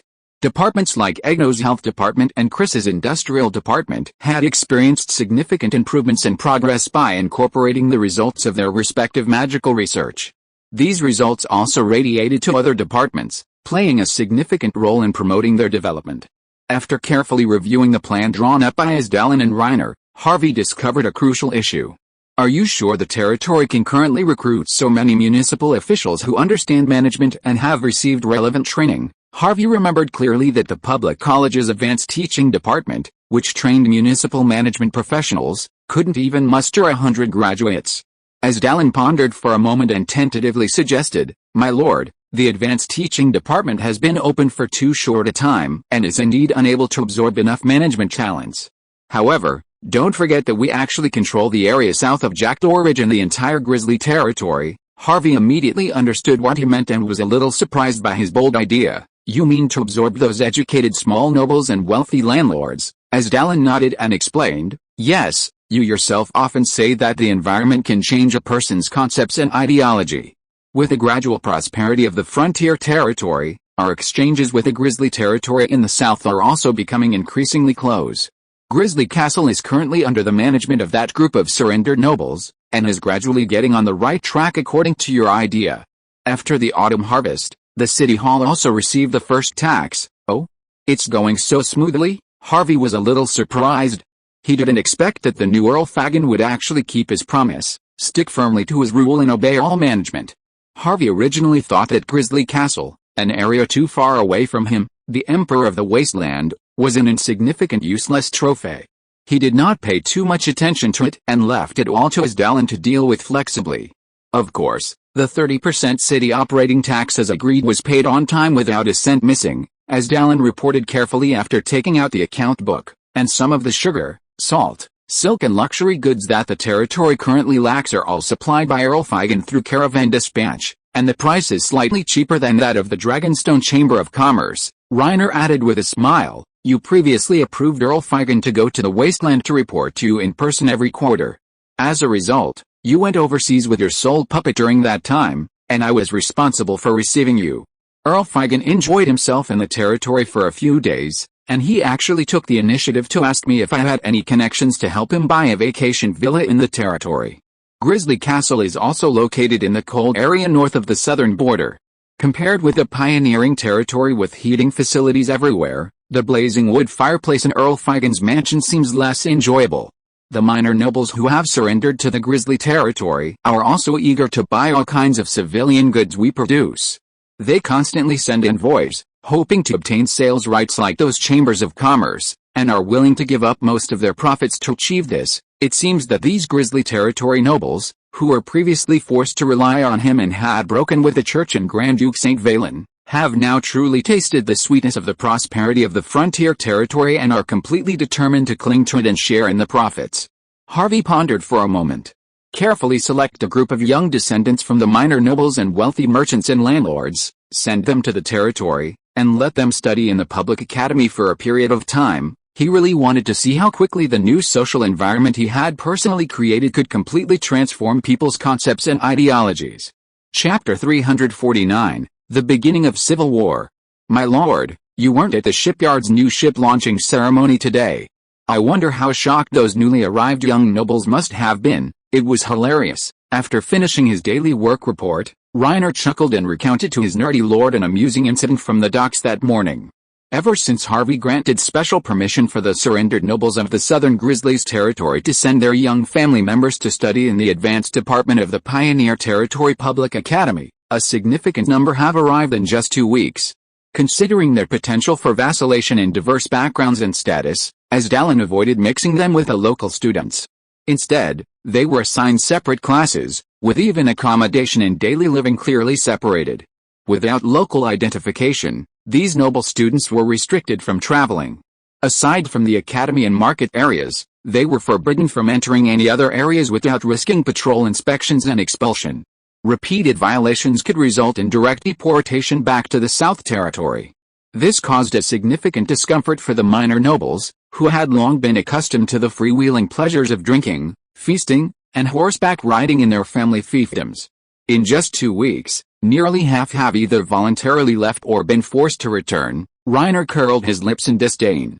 The rest are more well-behaved individuals. When they heard at the academy that they would be allowed to observe the new ship's launching ceremony, they were so excited that they woke up early and rushed to the docks adjacent to the market area to watch the excitement. The result, of course, was the sight of a steel, sailless ship thundering into the water, leaving them speechless with astonishment. As they watched the new ship activate its magical powertrain and rumble through the vast, half-frozen river at high speed, the faces of these young nobles from the southern region, who had originally come out of boredom to join in the fun, were completely frozen in shock. The Jackdaw Ridge mountain range, originating from the Divine Spine Mountains, also boasts numerous waterways that are easily accessible to ships, flowing through the borderlands of Grizzly territory, including their family's fiefdom. They immediately began to imagine the raging battle that would ignite if these sturdy steel ships, careening down the surging river toward their family's territory, were to be swiftly sailed by the powerful soldiers aboard, armed with magical bows and arrows. Some of the more discerning young nobles fully understood why their families had gone to such great lengths to get them onto the student list and send them through such hardships to the wasteland lord's fiefdom. Compared to the Grand Duke of St. Valen and the Church of Radiance, hundreds of miles away, this wasteland lord, with his powerful ships and artillery and formidable army, was the true mountain towering over them all, the true king of the borderlands. Harvey naturally had no time to dwell on the complex thoughts of the minor nobles of Grizzly territory. The conflict between the Church and the Union on the border between St. Valen and Dalius intensified, and the nations of the central southern border had firmly established their positions. Both the wizarding kingdoms supporting the Union and the secular principalities vassalized by the Church began to flex their muscles and secretly build up their power. The entire Central South Territory is now a powder keg, seemingly waiting for a sensitive signal to trigger a full-scale civil war.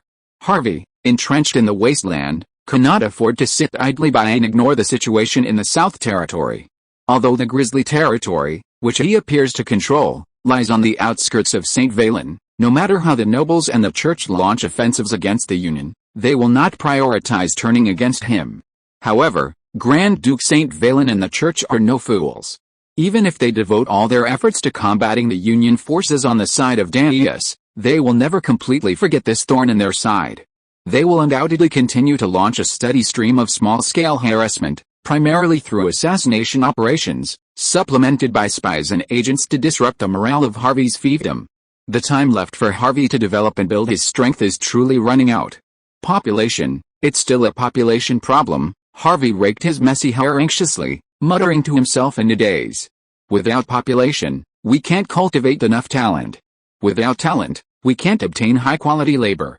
Without labor, the territory's various development plans and production projects can't expand. Reiner and Asdalen exchanged glances and sighed silently. They were no strangers to their lord's obsessive desire for population. Whenever Harvey fell into this state, Asdalen took on the arduous task of pouring cold water on his lord's mood. My lord, even if we take in a large number of people, we don't have enough food to feed them right now. As you know, war is imminent, and even the Dragonstone merchants haven't been able to procure and deliver reasonably priced grain from the central kingdoms of the Southern Territory anytime soon. Harvey leaned back in his chair, somewhat dejectedly, his gaze turning to the newly replaced map of the North that hung on the study wall, the Eastern Valley Basin plain surrounded by mountains. The area had not been included in recent development plans for a simple reason: it was a primitive region difficult for the demonic beastmen to cross, so sending personnel there wouldn't be much easier. Transportation was a major issue. While the Eastern Basin appeared only a few hundred miles from the frontier territory, if it were entirely flat and mountainous, soldiers on magic bikes could reach it in a day. However, the journey involved crossing mountains taller than Jackdaw Ridge, making it impossible. Warbeast vehicles were capable of traversing mountains, but their numbers were limited, and their carrying capacity couldn't match that of alchemical camels. No matter what, the plan to recruit people must not be shelved, Harvey said, contemplating the past. He resolved not to give up easily, nor to slow down his development. You will continue to follow our original plan. Send secret police officers to various counties and towns in the Southern Grizzly Territory to recruit poor, landless tenants from the noble fiefdoms by offering them free housing and labor. Harvey had already made arrangements with the newly appointed Earl Fagin, instructing him to inform all his vassal nobles to allow those unable to pay rent and without land to leave freely without interference. As for areas outside of Grizzly Territory, Harvey tapped the table and smiled at his two loyal subordinates. That depends on how much of a surprise the chambers of commerce with which we have trade agreements can bring us. These large chambers of commerce, which regularly roam the southern border countries and have influence in every town, county, and village, provide Harvey with the best recruitment and publicity channels. Chapter 350 Spirit and Soul. After the Academy of Magical Sciences was officially completed and put into use, the Lambert family and the spellcasters of the necromancer cult happily moved in. Although Harvey had nominally promised them the entire academy, these necromancers actually occupied only a small portion of the facility. Even after they moved in, more than half of the main building remained vacant. Besides the necromancers who volunteered to join the Spellcaster Academy and train apprentices as magic teachers, many mid- and low-level necromancers, still fascinated by the study of flesh and blood magic, volunteered to serve as rotating magical advisors stationed at the River Valley outposts. This filled Pierce with a surge of joy. The military finally had their own spellcasters, legitimately their own. While they served as advisors, the necromancers, with their abundant supply of corpses, were a formidable force. Their assistance, along with the zombie puppet scouting, significantly reduced unnecessary casualties among the outposts during dangerous and in-depth patrols and raids. The total number of necromancers stationed at the Magical Research Institute was fixed at 28, naturally including the 3 high-ranking necromancers, Patriarch Arturo, Elder Sirius, and Counselor Praal, and 25 mid-level necromancers. As for the remaining 50 or 60 apprentices and lower-level mages, those eligible for further study at the Spellcaster Academy were admitted as scheduled. Those who were not eligible for independent laboratories were assigned to join mid-level magic research groups as assistants. After learning that the people of the frontier territory had no discrimination or hostility towards necromancers, some spellcasters even expressed interest in joining various production and manufacturing departments. Harvey arranged for Asdalon to recommend and assign them. Egno's medical center and Chris's alchemy laboratory had already absorbed several of these necromancers, much to everyone's delight. Extensive experimental research has shown that soul marks and the magical web dimension have some unknown and inextricably linked connection, the ironclad rule that souls cannot be created out of thin air, nor can they be arbitrarily separated, can be completely broken with the attachment and blessing of the magical web's energy, as long as the extracted soul mark is infused with a matching amount of pure magical energy. It can be guaranteed to be immune to invasion from the alien dimension for a long period of time, and will not naturally disappear over time. I believe you can see this confirmed by Patriarch Lambert's soul transfer experiments. Harvey sat at the head of the long table in the large conference room on the 4th floor of the Research Institute, explaining his long-standing research theories to the necromancers gathered around him. However, ordinary spellcasters lacked the powerful and strange magical patterns and mental anchors he possessed, and naturally could not freely navigate the magical web's alien dimensions and utilize his vast mental reserves to repeatedly attempt to merge soul marks with the magical web's energy. Therefore, Harvey planned to have them start from scratch, with the most basic research projects, to open up a new research direction that only he was currently pursuing. The experimental research projects you need to carry out now will focus on soul extraction and soul transfer. Harvey asked the magic apprentice to distribute the materials he had prepared in advance to the 3 senior masters, and said in a gentle voice, "The energy gathering array in the Research Institute has been completed, and the alchemical prostheses serving as soul containers are also sufficient. Everyone does not need to be too impatient. Start with the soul extraction experiments of ordinary animals and magical creatures." Patriarch Arturo carefully held up the materials in his hand, understanding that the words and rune graphics on the stack of white paper in front of him were the precious keys to recasting the research direction of the undead spellcasting faction. "Sir Harvey, we understand your point. For the next period of time, all research teams will simultaneously carry out these 2 experimental projects to quickly familiarize themselves with the relevant theories in the field of soul research." As a high-level spellcaster, he naturally understood that simply conducting experiments in isolation was not feasible. The widespread presence of various soul alchemy beasts throughout the wasteland territory indicated that the technology had already matured before their arrival. Many of these alchemy beasts didn't even require Harvey's personal involvement in the production and manufacture.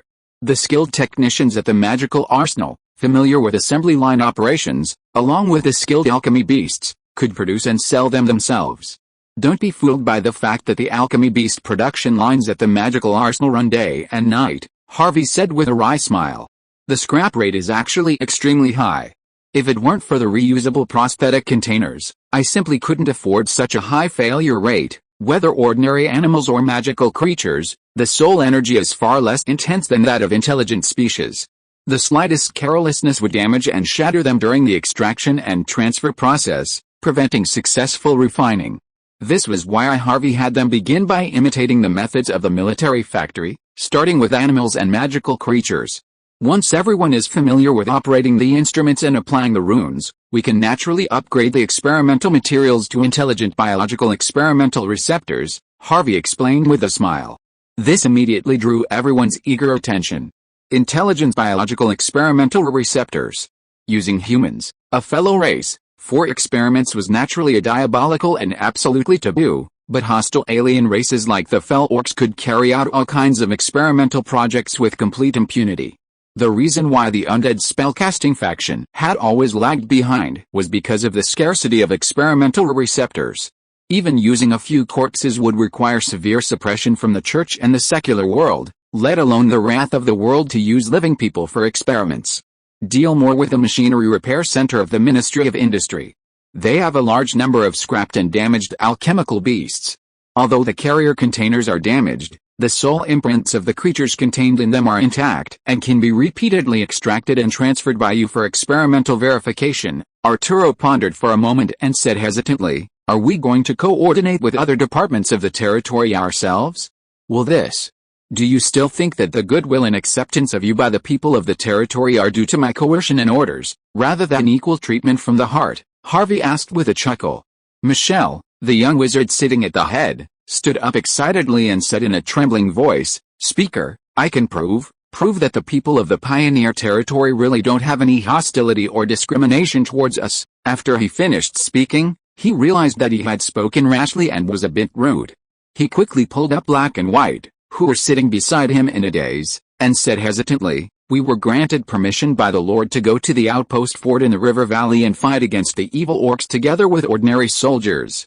They really didn't care about the identity of the necromancer at all, and they lived and talked with us happily." Chief Dave even took the initiative to make friends with him, and repeatedly came to invite him to play cards at that officers' club. But Michelle was embarrassed to say this in front of the leaders. End of this chapter. Thank you so much for reading until the end. Don't forget to give it a like. Looking for more exclusive content and immediate access? Subscribe to our Patreon. Remember, every like, subscription or donation encourages us to continue. Thank you all. See you in the next video.